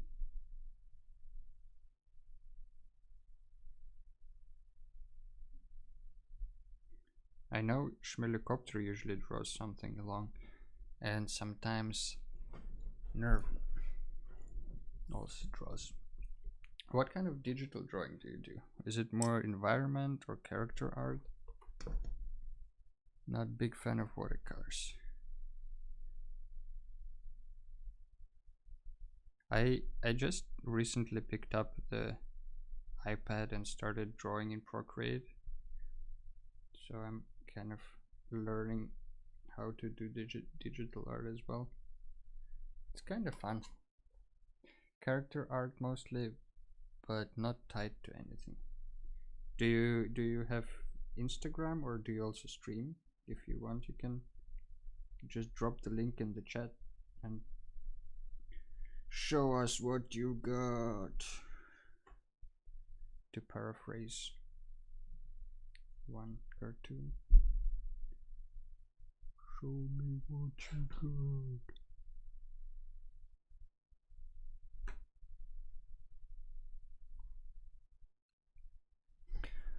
Nervin says, I'm crocheting,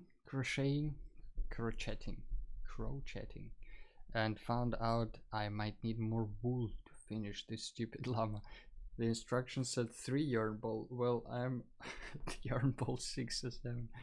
Oh, that llama is huge. I only recently started sharing publicly. Let's see. ArtStation.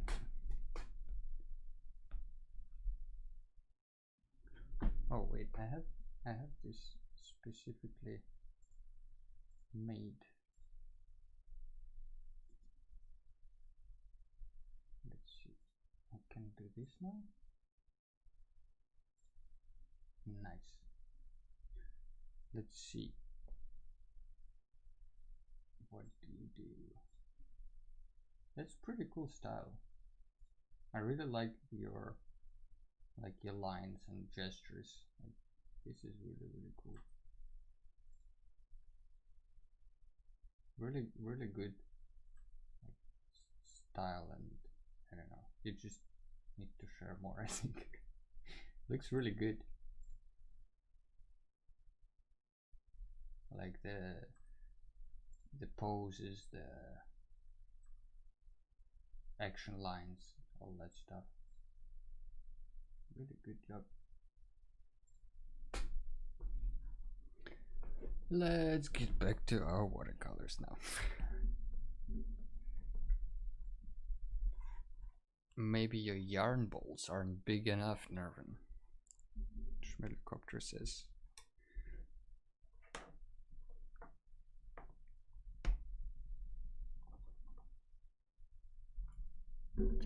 Alright, let's add some more green around the skeletons. Spooky, scary skeletons.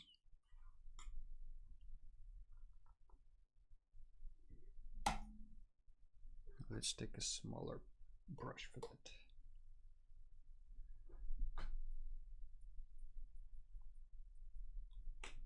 It doesn't look like you just started drawing though. You just started sharing it publicly recently, right?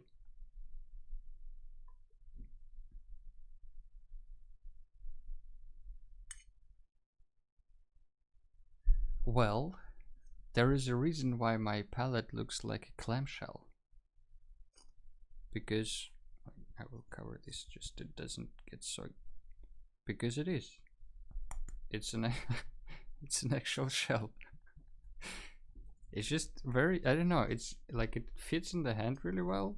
You have these grooves where you can mix the colors more or less separately, and if the color gets dirty, you just you put a lot of water in it and it just drips down in the middle, and then you have clean color again. I don't know, it's genius. Why nobody is using this? And you can get these for free. Like I got this one from a fish restaurant where we couldn't finish the food because it was too much, and I just asked them to wrap the rest, and they gave me this.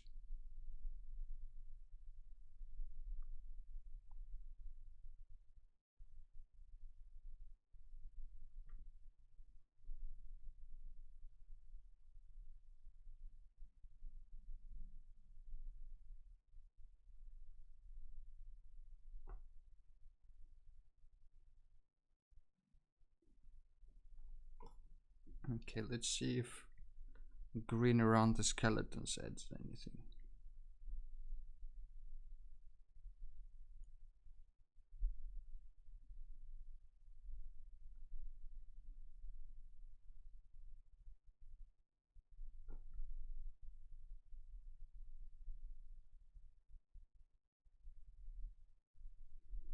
Well,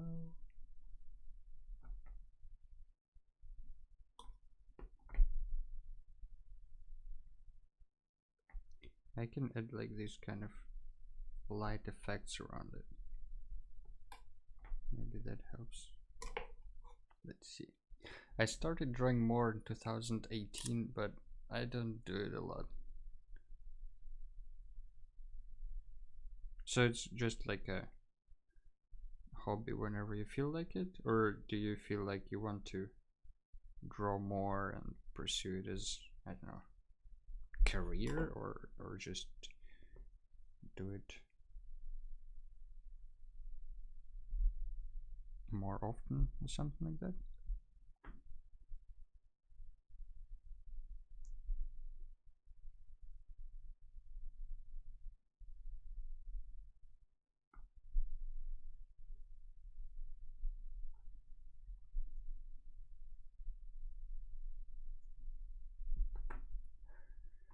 Same here, the Donian says Nerve Elixir also started in 2018. I think you started in 2018, Nervin. I agree. Don't want to do it for money, no, just want to put my ideas on paper better. Yeah, that's a good reason. I like for me, sketching is really important with kind of my everyday job because I do user interfaces, and sometimes if you can sketch the interface right in front of the client, like some basic ideas or something like that, or then it really does speed up the process and help people understand each other better.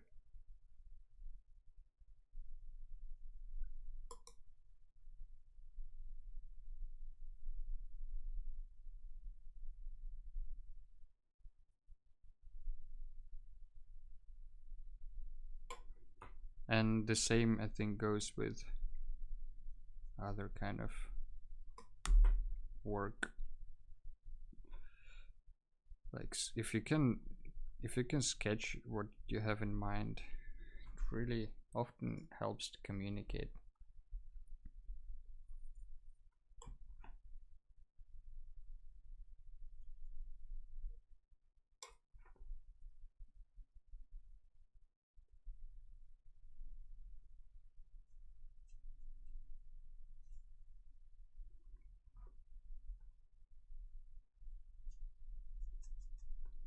Let's just try to add this green light coming out of this mine shaft entrance. Not sure if it adds much or if it just makes everything green.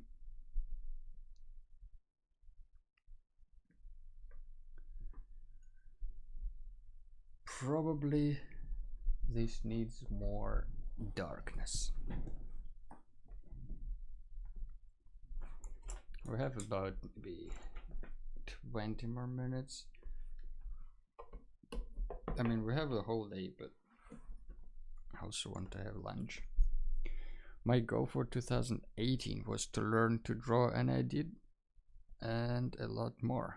Now I'm struggling to find ideas what to draw instead. Oh yeah, I had the same problem, and to fight this I started kind of like a website for me and my friends to just come up with ideas every week and then everybody can draw it, but it kind of died out after a few years, and that's kind of the reason why I started Instagram and then started streaming as well, because I sort of want to get back to that idea of just posting weekly tasks and then everyone can do their own take on that, and it doesn't have to be, you know, houses or characters, can be like broad topics that anyone can follow up with their own like ideas and preferences.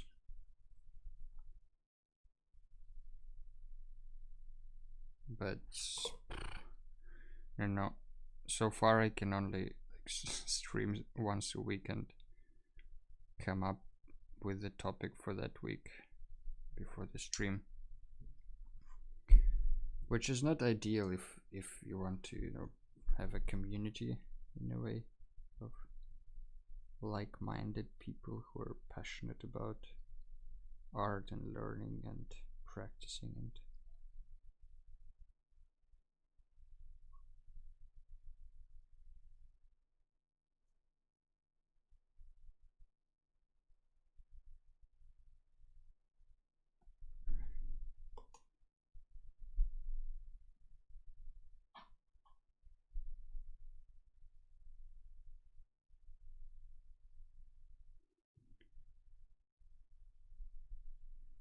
There probably are some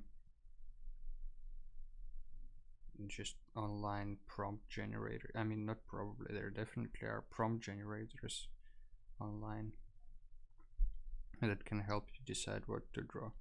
I personally am, I don't know, not a big fan of those.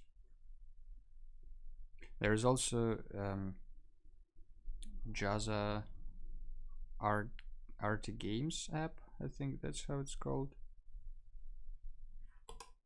which can, I don't know, if you really want to draw something but really stuck on coming up with ideas, it could be a good start. I can show you, it's somewhere, there it is. It's called Art Games, and basically you can custom generate, you can do your character challenge, and then you can have like a scenario or design, and then you just click go, and it gives you a random prompt, like a girl that is from ancient Egypt who's wearing a tiki mask. Or if you don't like it, you can say a survivor that is possessed by a fire god with slimy skin. I don't know, like, you don't have to draw exactly that thing, right? If you're thinking with your own head, you can just take it as a starting point and do something. Problem with these, I find I keep pressing. Yeah, it's the same problem I have, I think. Because they, like, part of me just is curious about what else is there, and another part is like, nah, there probably should be something better than this prompt. Maybe something better than this prompt. Maybe something better than this prompt. And then it just goes on and on.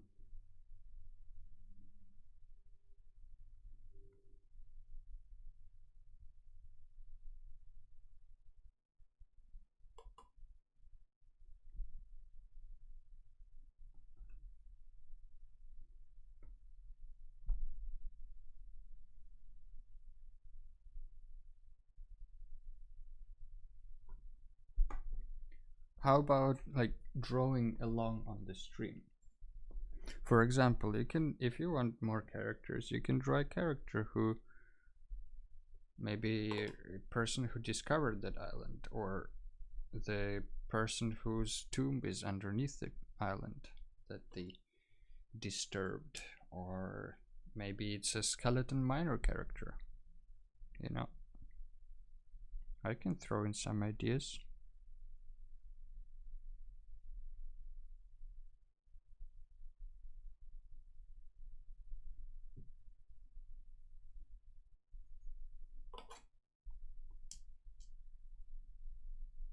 Just trying to make kind of like a stone texture, that stone color.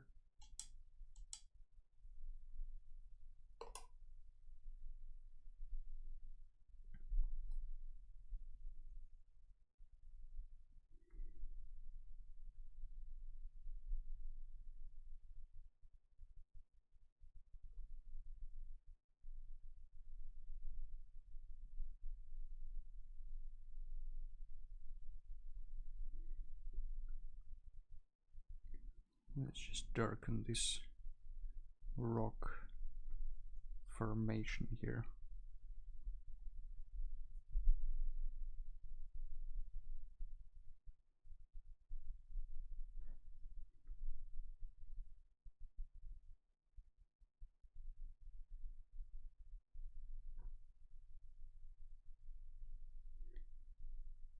So far, that onion says, so far my approach has been to try and get something to work for 3 hours. Then in frustration draw a small scribble and get spontaneously inspired. Yeah, sounds about right.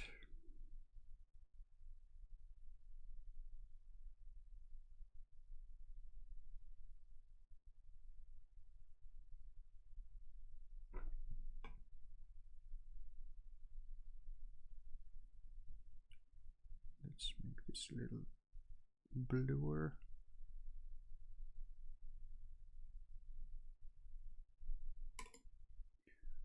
Something like this. But it's not good. Now I tried to make small character thumbnails instead.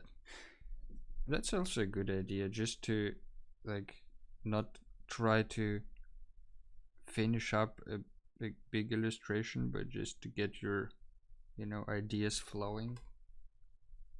Just do, like, I don't know, come up. If, you know, sometimes I think if I don't know what to draw, then it doesn't matter what I draw, you know. Just draw the first thing that comes to mind and then change it later when you decide on what it is.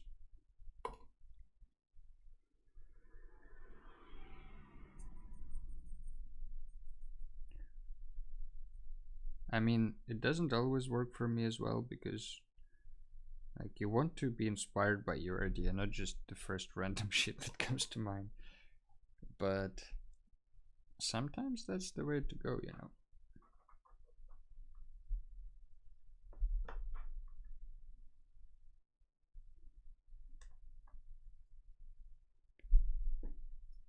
But I really like the concept stage. So sometimes it's really fun just to go wild and come up with all the characters you can on the specific prompt, or come up with a character and then go into details of their, you know, outfit or stuff like that.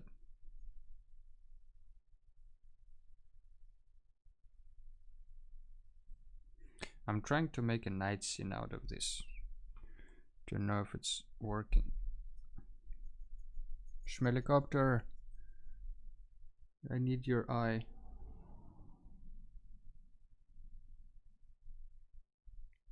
Is it night scene-y enough?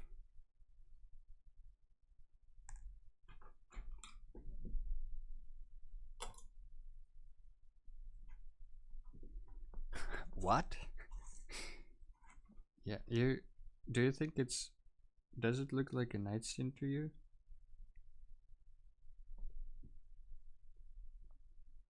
Or does it need to, the sky is too bright. Alright, I see how it is. I see. Darken the sky. Alright. Alright. You asked for it. Let's get the bigger brushes. I think that's actually the biggest I have. Oh no, wait.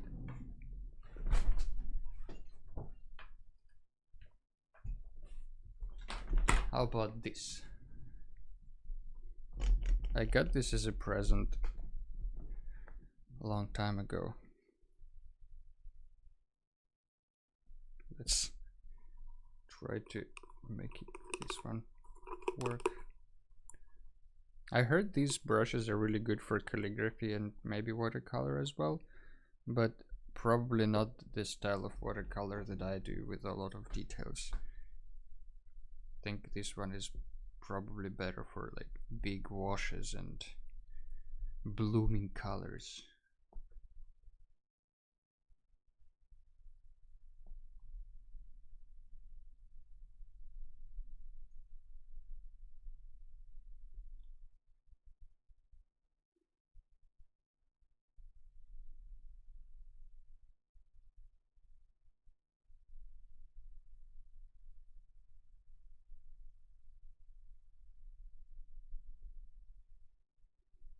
How about now?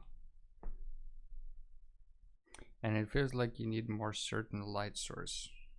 I have light sources of these like skeletons everywhere. That's the tricky part of it.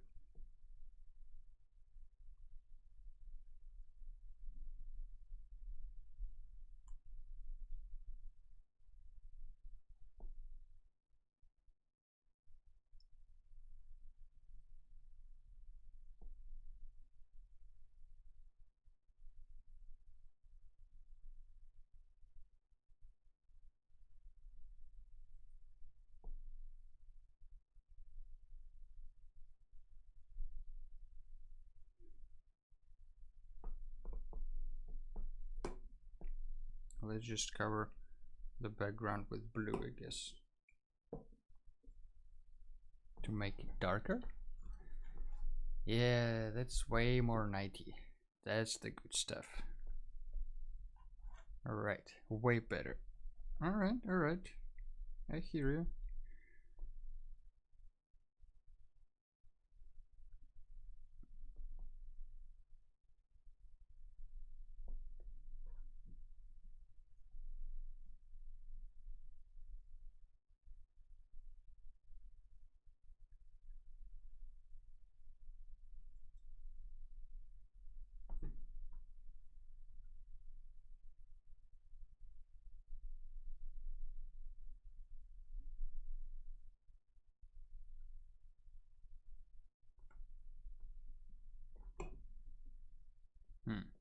It does look more nighty now.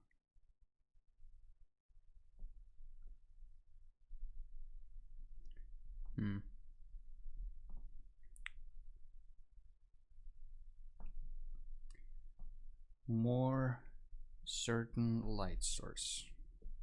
How do I get a more certain light source in the night?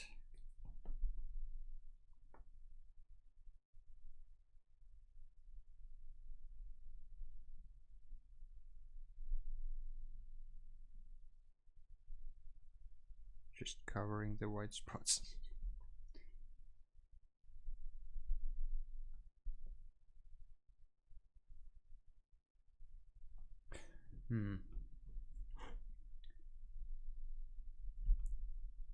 It is a bit more nighty, but I feel like it's missing something. Like it's missing the structure or like some elements that would drag your eye into the composition.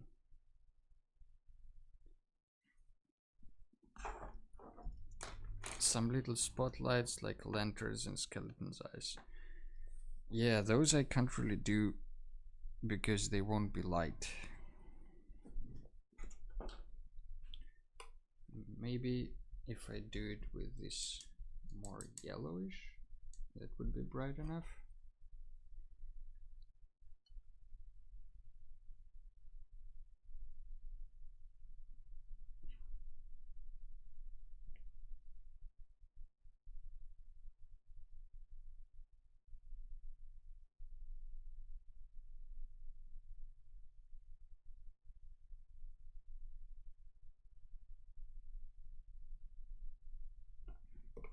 I don't know.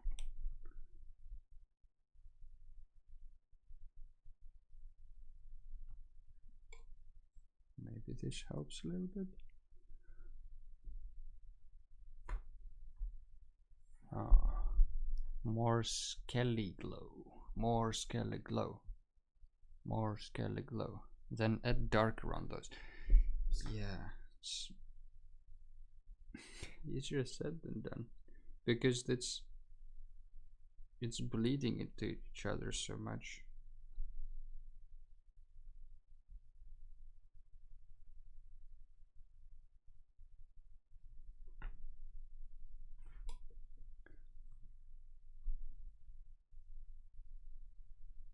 Let's add some more glow around this, maybe like this.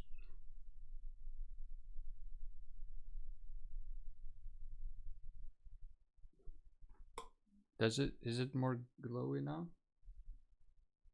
I will add more.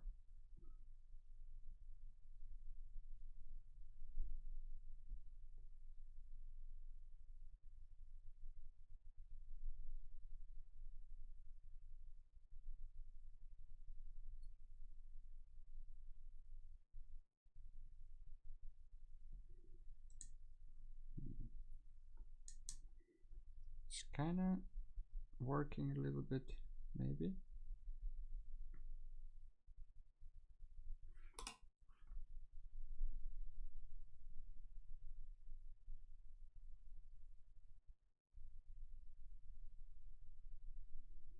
Oh, there is also this lantern that I completely ignored, the big one.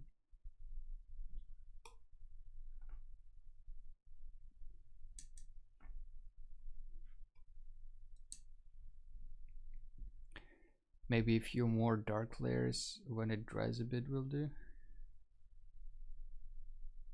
Yeah, maybe maybe you're right. Just need to wait for it to dry.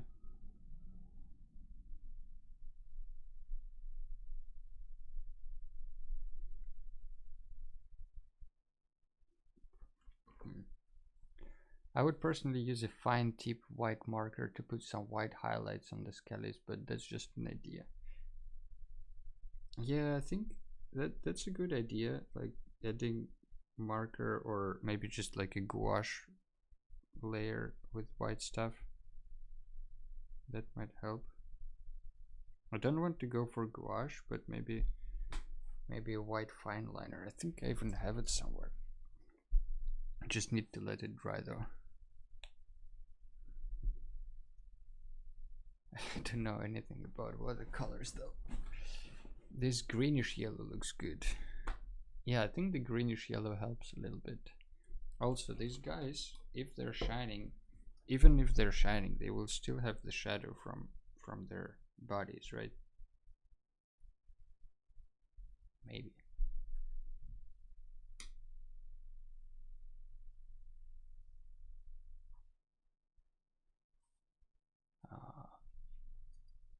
These are some white gouache. You have those, I know it. Yeah, I do have white gouache. I just don't like it.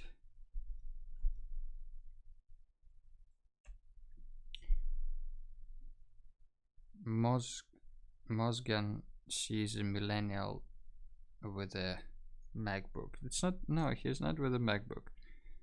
He's reading a book. Okay, it's not a millennial. It's an old skeleton that's reading a book.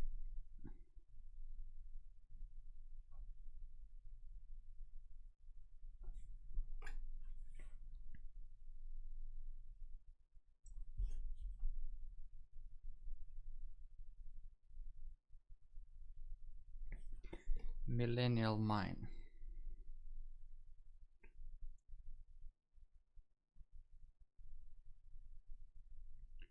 Just gonna add some more shadow and definition to these things, to the objects around.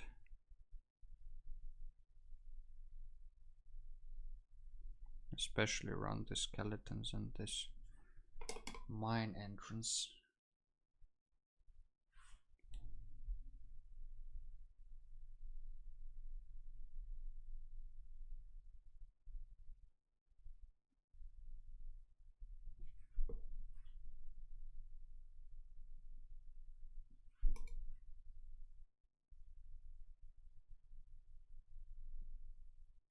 That's a freelancer waiting for the payment. Are you speaking from experience? Sounds very personal.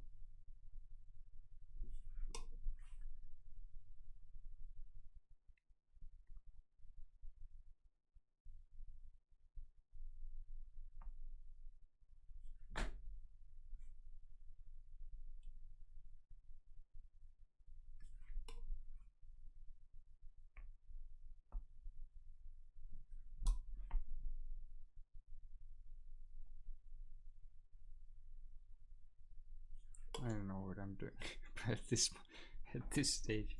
I think I'm just adding unnecessary layers of yellow on top of dark watercolor. It makes it a mess.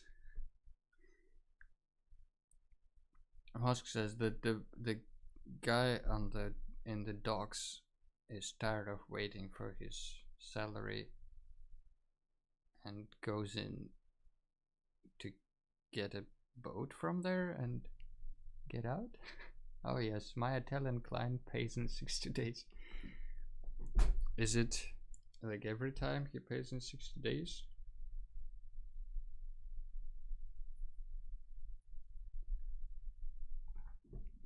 By that time, I made it back in time. Hey, welcome back, Studio NT. Did you hoard some watercolors? I mean, not watercolors, pigments. Not yet watercolors. Soon to be watercolors. How was the hunt?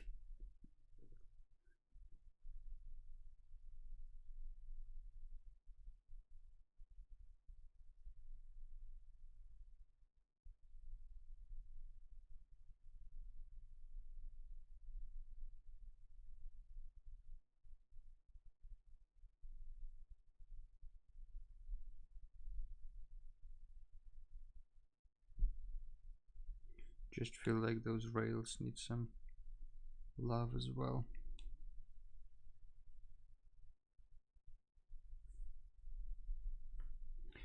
But with the bright light shining through, they would also have very dark shadows underneath them, theoretically.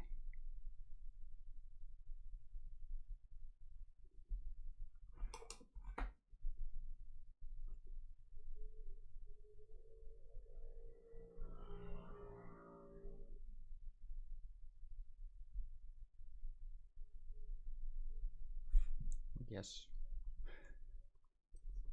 Studio and thesis. Thank you. Yes, I found a bunch of green gravel. Green gravel. Sounds like moss. It is normally pretty hard to see when the ground is dry, but now it is way much easier because of the rain, huh? Using the environment to your advantage.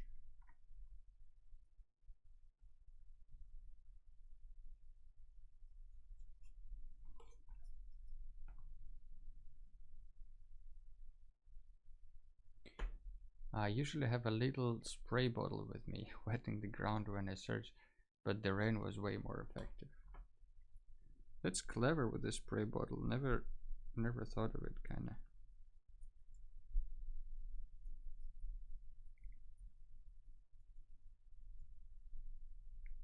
And it makes sense because you use watercolor with water, so you need to see the color of the pigment kind of with water.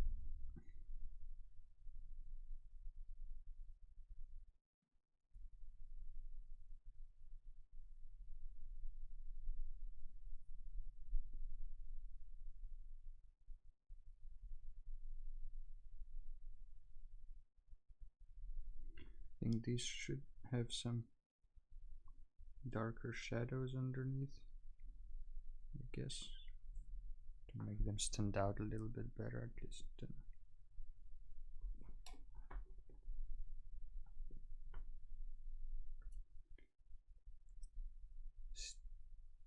Studio and T shared a couple of links. Let's see.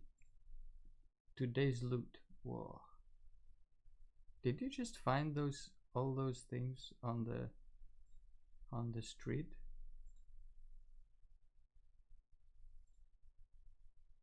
Looks amazing. Where do you get all those stones? I don't think I see that many different kinds of stones here outside just laying around.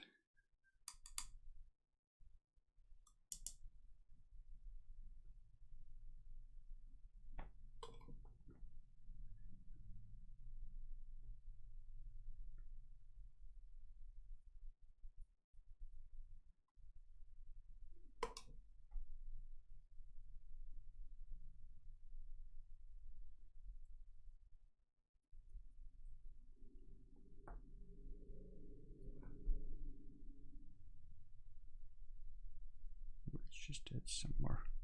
Actually, this was a lantern as well, but I completely forgot it, so it's now a switched off lantern.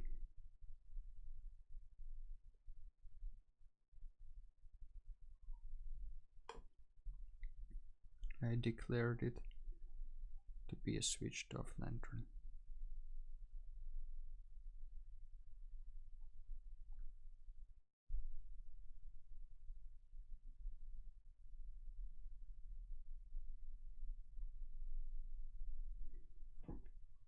Cool though. It's Sweden. Yeah, in Sweden every rock is a gem. We all know that. You're right outside our door. Cool. It is cool, yeah. Gravel or rock in general is not just gray, like ever, almost. Yeah, but it's usually also not that colorful, you know, like you can see there are some white, green, yellow, red, purple stones in your pile, and this is impressive.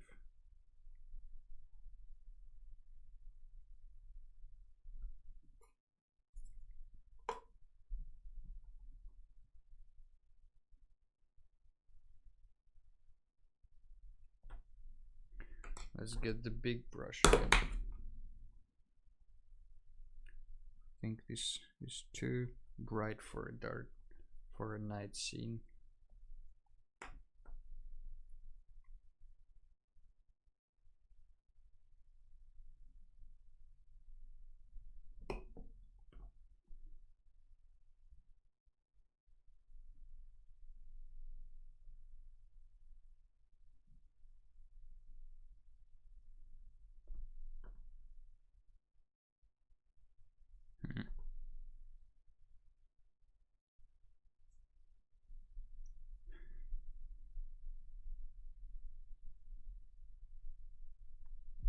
All right, I think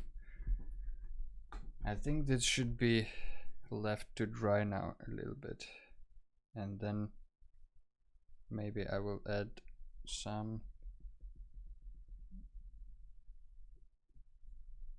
pen highlights like that Onion suggested. Sounds funny. I like your nickname. Sorry if I'm making fun of it too much, but it's just because I like it.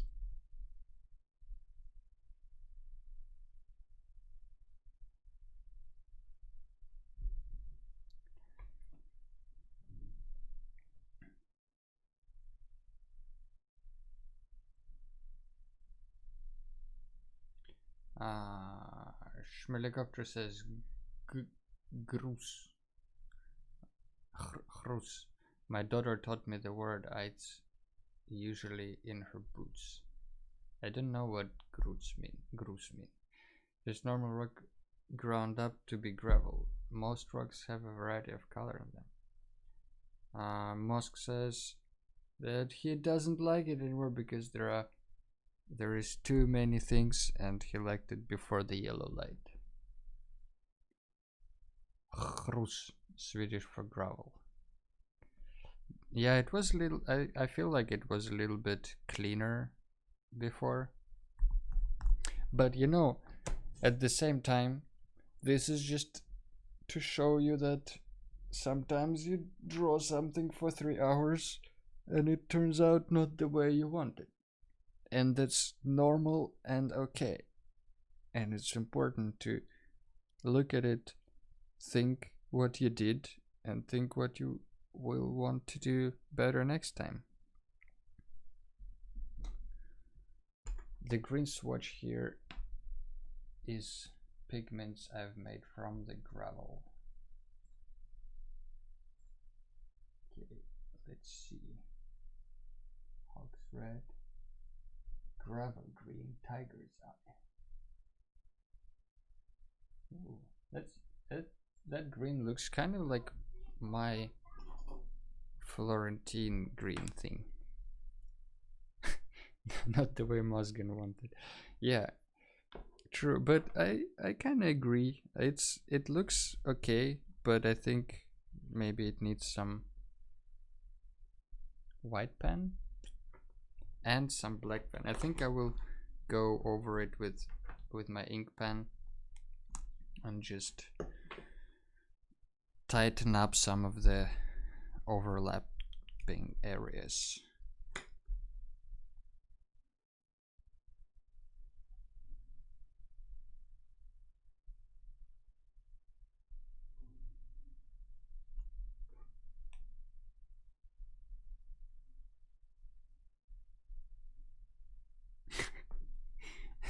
I'm not really adding highlights, I'm just drawing skeletons with it.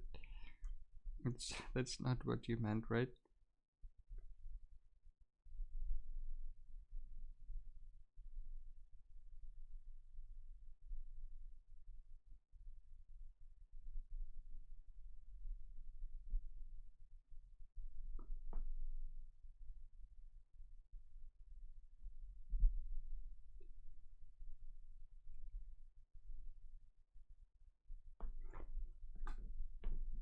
I think it just needs a few more dark layers.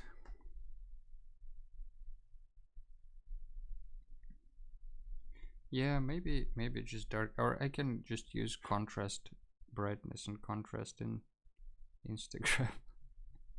Just put a filter on it.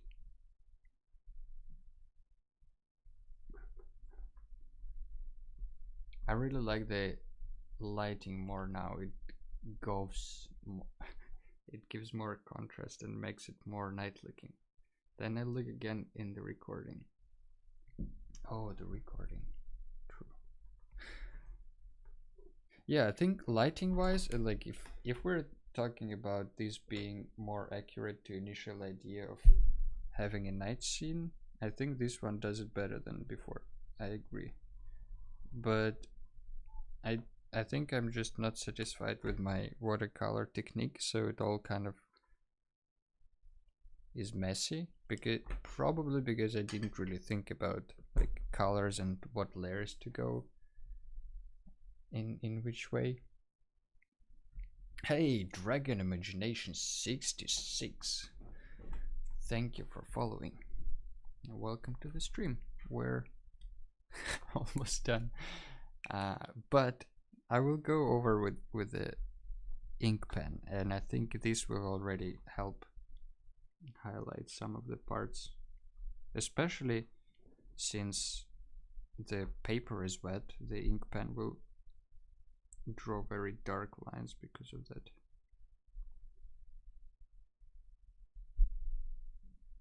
Which is really good for some areas.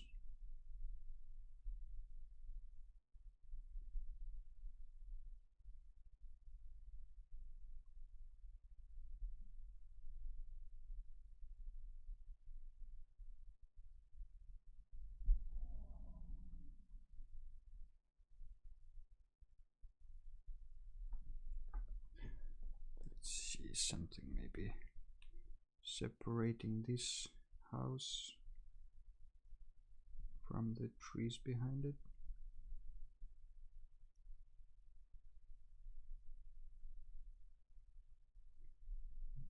Don't want to overdo it with the black outline, just trying to think about like which objects are more important to separate than the others.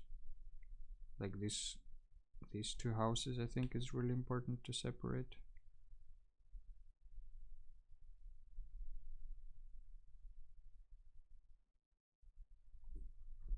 Maybe. Oh, my iPad disconnected.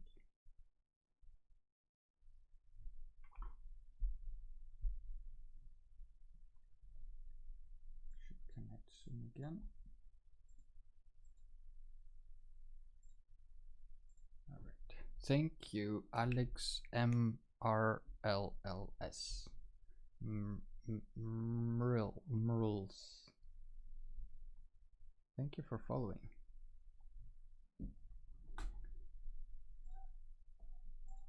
And welcome to the stream.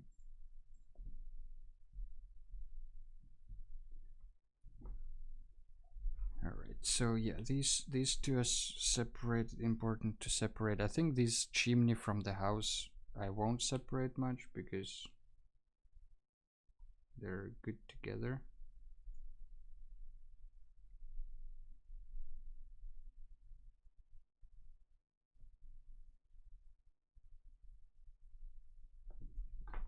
Maybe clear some forms a little bit.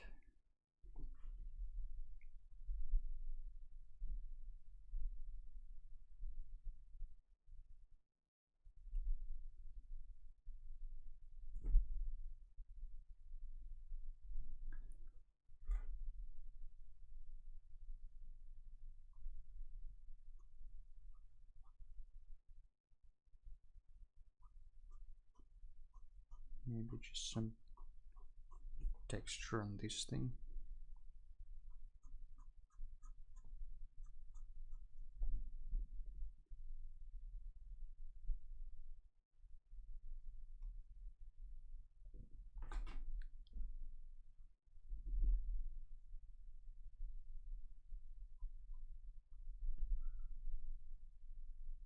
I guess it's especially important to put this dark line in places where the shadows are, so it's not just around the whole object, but it's more like on the sides where it would get more shadow, you know. like on near the ground, near the back.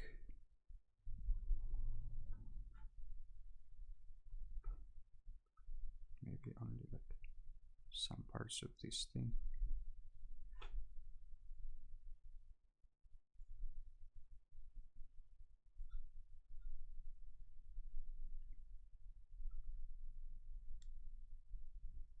Yeah.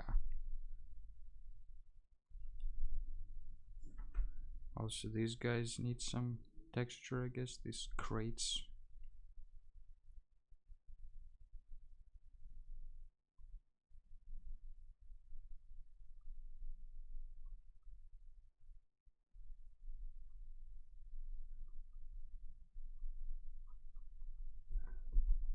I don't know. Something like this, I guess.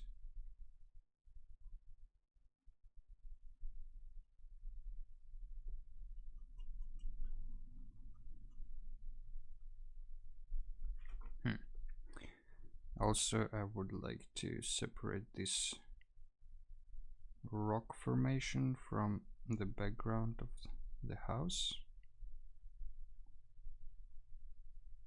Maybe create more clean entrance into the mine.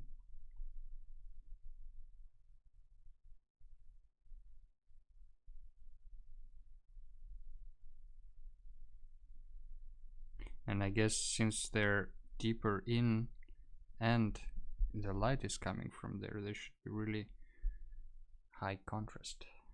Why are windows and doors clogged with boards? Because it's a haunted mine. Skeletons. Something suspicious is going on, you know.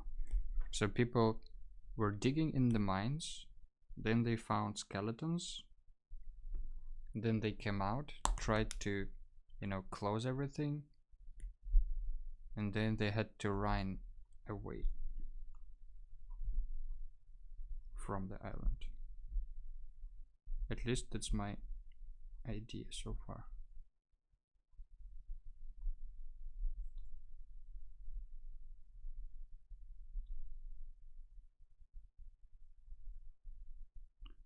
Maybe this lantern is just switched off.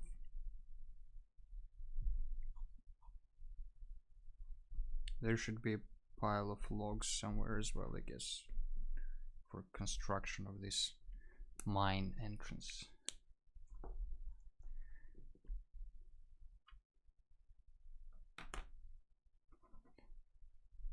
Alright, I think we have just enough time for another very much last layer of blue. That's why they're so thin. Yeah, because that's how you survive skeletons.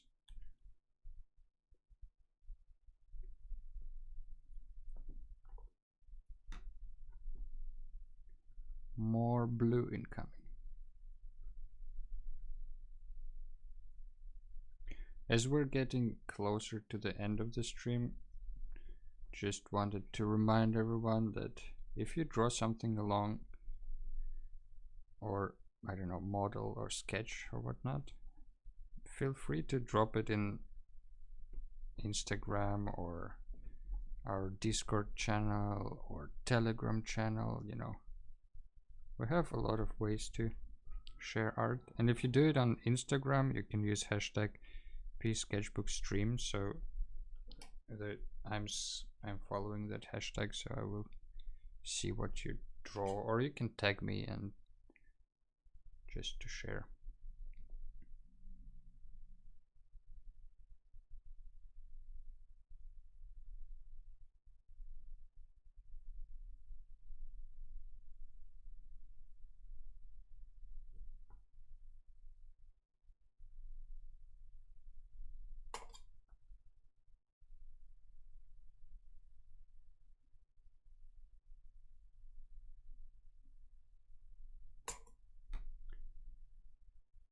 Because sharing is caring. You color my world. Hey, thank you for following You Color My World. This looks amazing. Thank you. This took a few unexpected turns and twists from the start, but it's getting together, I think.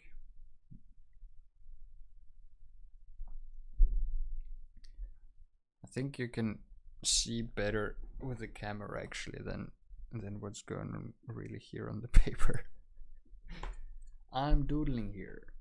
That's great. That's onion. That's onion.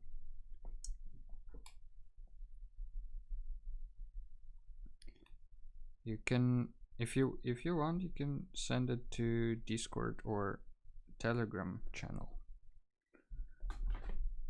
and I can share it on stream.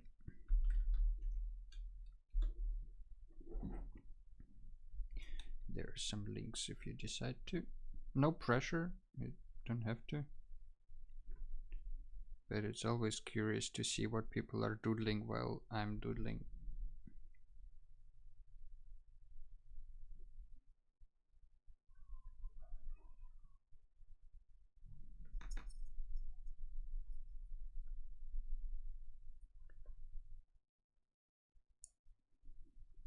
Right, there is Discord. Let's see. Announcements. Nope. General. Hey, welcome to Discord. I thought you already shared something.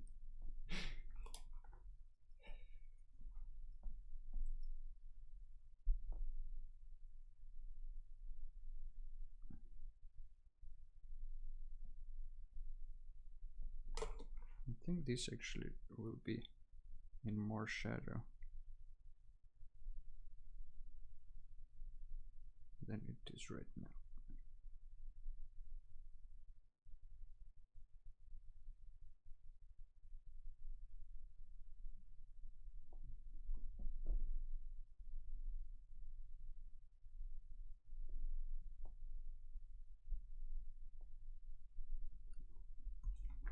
Followed you in Insta. Your stuff looks so good.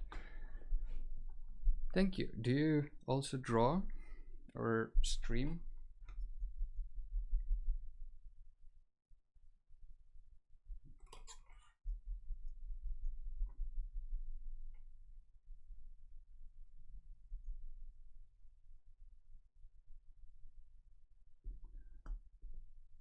I really like how the painting is coming together with the added contrast.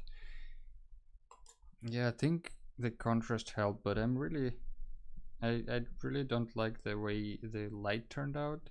Like, you know, we wanted to have this spooky blue-green light, but it turned out just more yellow. And I can't really change it. That's what frustrates me in watercolors. Like, once you can't really like go over it again once you have it. So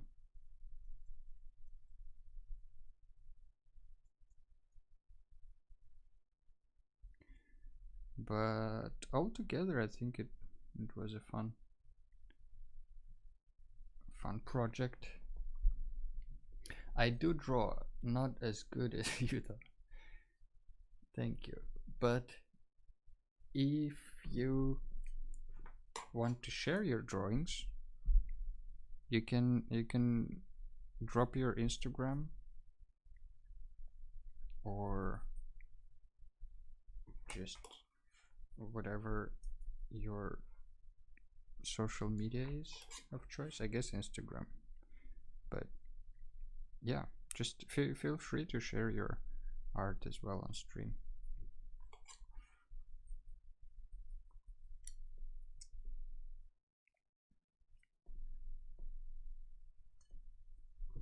But if you add in some gouache maybe, oh, no gouache for me. Let's see, do I have some watercolor tips? Wait, can do this. All right, let's see, what do I have here?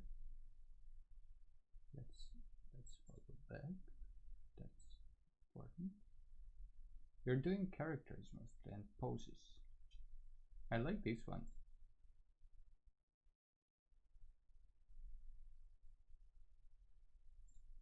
Looks pretty cool. And the fox is great. Do you also do pins? Oh no, wait, that was an addition. Looks like you're drawing one specific character most of the time. Is it you? There are watercolors. I see. With watercolors, it's hard to give specific advice, I think, because yeah, it's just remember to use water and go from light to dark. But as you can see on this one, it doesn't always go the way you want it to go. Like the color of the light was supposed to be different, so there's that. Another thing is be patient. I would rather, you know, sit 3 hours and put a few layers until it looks right than go with full color straight away and then not be able to fix it later. So just like use a lot of water, use like washes, layers, that kind of stuff. Mess around as much as possible, says Nervin. Yes, Schmelikopter, definitely. But it looks so good though, even if it didn't go as planned. Yeah, I think that's always the lesson. You draw and go along with the painting and see how it turns out and try to make the best out of what's getting together, kind of, you know, like if it's not working out exactly as you want it, maybe you can change the way you want it, because it's art, like there is no specific goal. Alright, Schmelikopter, let's see. I'm already following you, but it's good to share art. Schmelikopter, also known as Sasha Kolesnik, does a lot of digital stuff and some crayons. But her digital stuff is really cool. Don't remember this guy, but I liked him. Anyway, go ahead, follow Sasha along. She's doing, I don't know, her stuff is always so fun and creative and weird in the best possible way. Just added yesterday's sketch. Yeah, that's a good one. The crayons, I call them, although they're not crayons.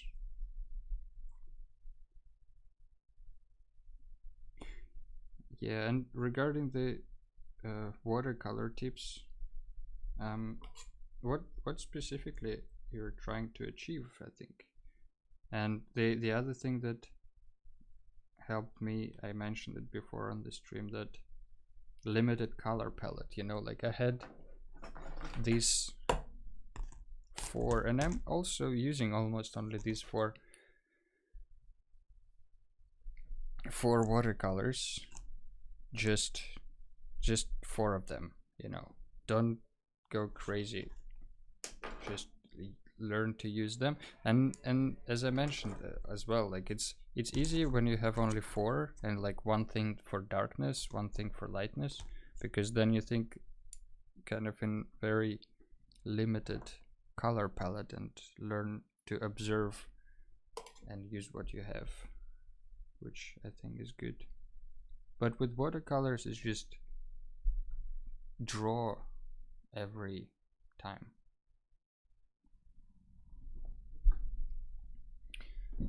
Copter, your stuff looks amazing as well. Oh yeah, it does. It's great. Studio NT follows everyone. That's the right approach, I think. Larsuchot, I just followed Twitch to say you that I would make the sky darker, but now I see that you're already doing it. Hey, hey Larsohot, I think I know who you are. But welcome to the stream. And yes, the sky needs to be darker, you're right. And I will do another last pass of it. And then I think we'll call it a day because it's already 1 o'clock here.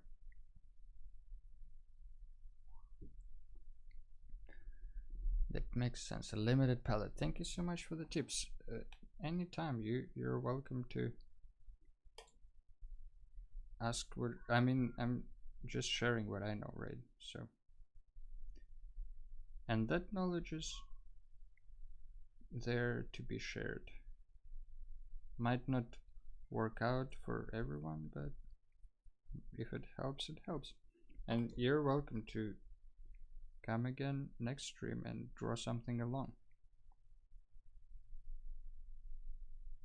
I think it's fun to have the same topic and have different people draw the same idea.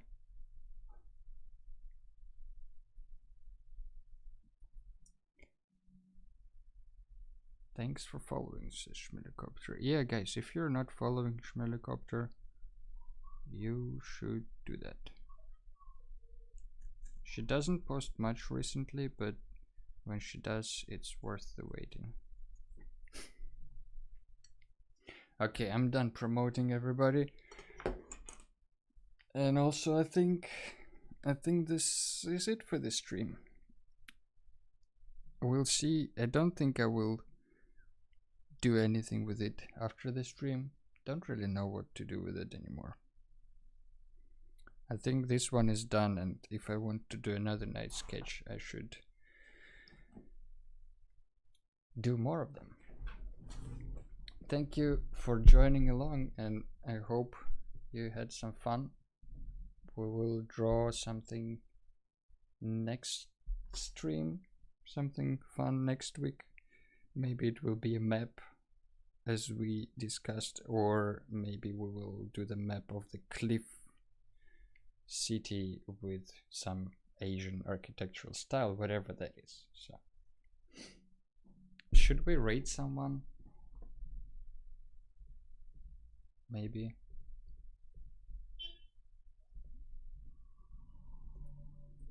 Let's see. Should we can, I don't know, I never rated anyone. So I'm just gonna try to,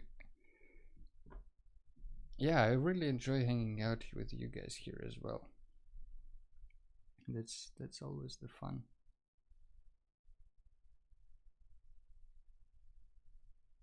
That kind of makes, yeah, I can't find anyone. Do you know anyone, any stream to raid? Tropical Island. Yeah, can't really find any stream. Just bear with me for a second. I think it's gonna be fun. It's gonna be fun to try to stream someone, to raid someone. Okay, let's see. Is there any small art stream that really might use some boost?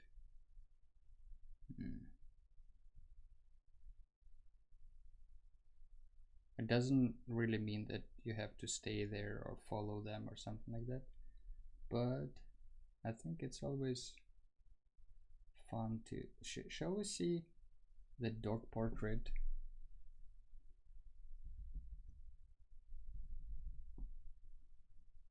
Yeah, let's see how someone is drawing dogs.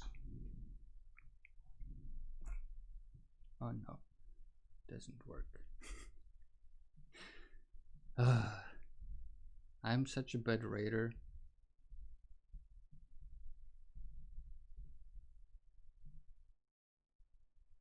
I can't even rate. Anyway. Berry. Yeah, I'm trying to rate her, but it doesn't work. Okay, let's rate. How does this work? Am I rating?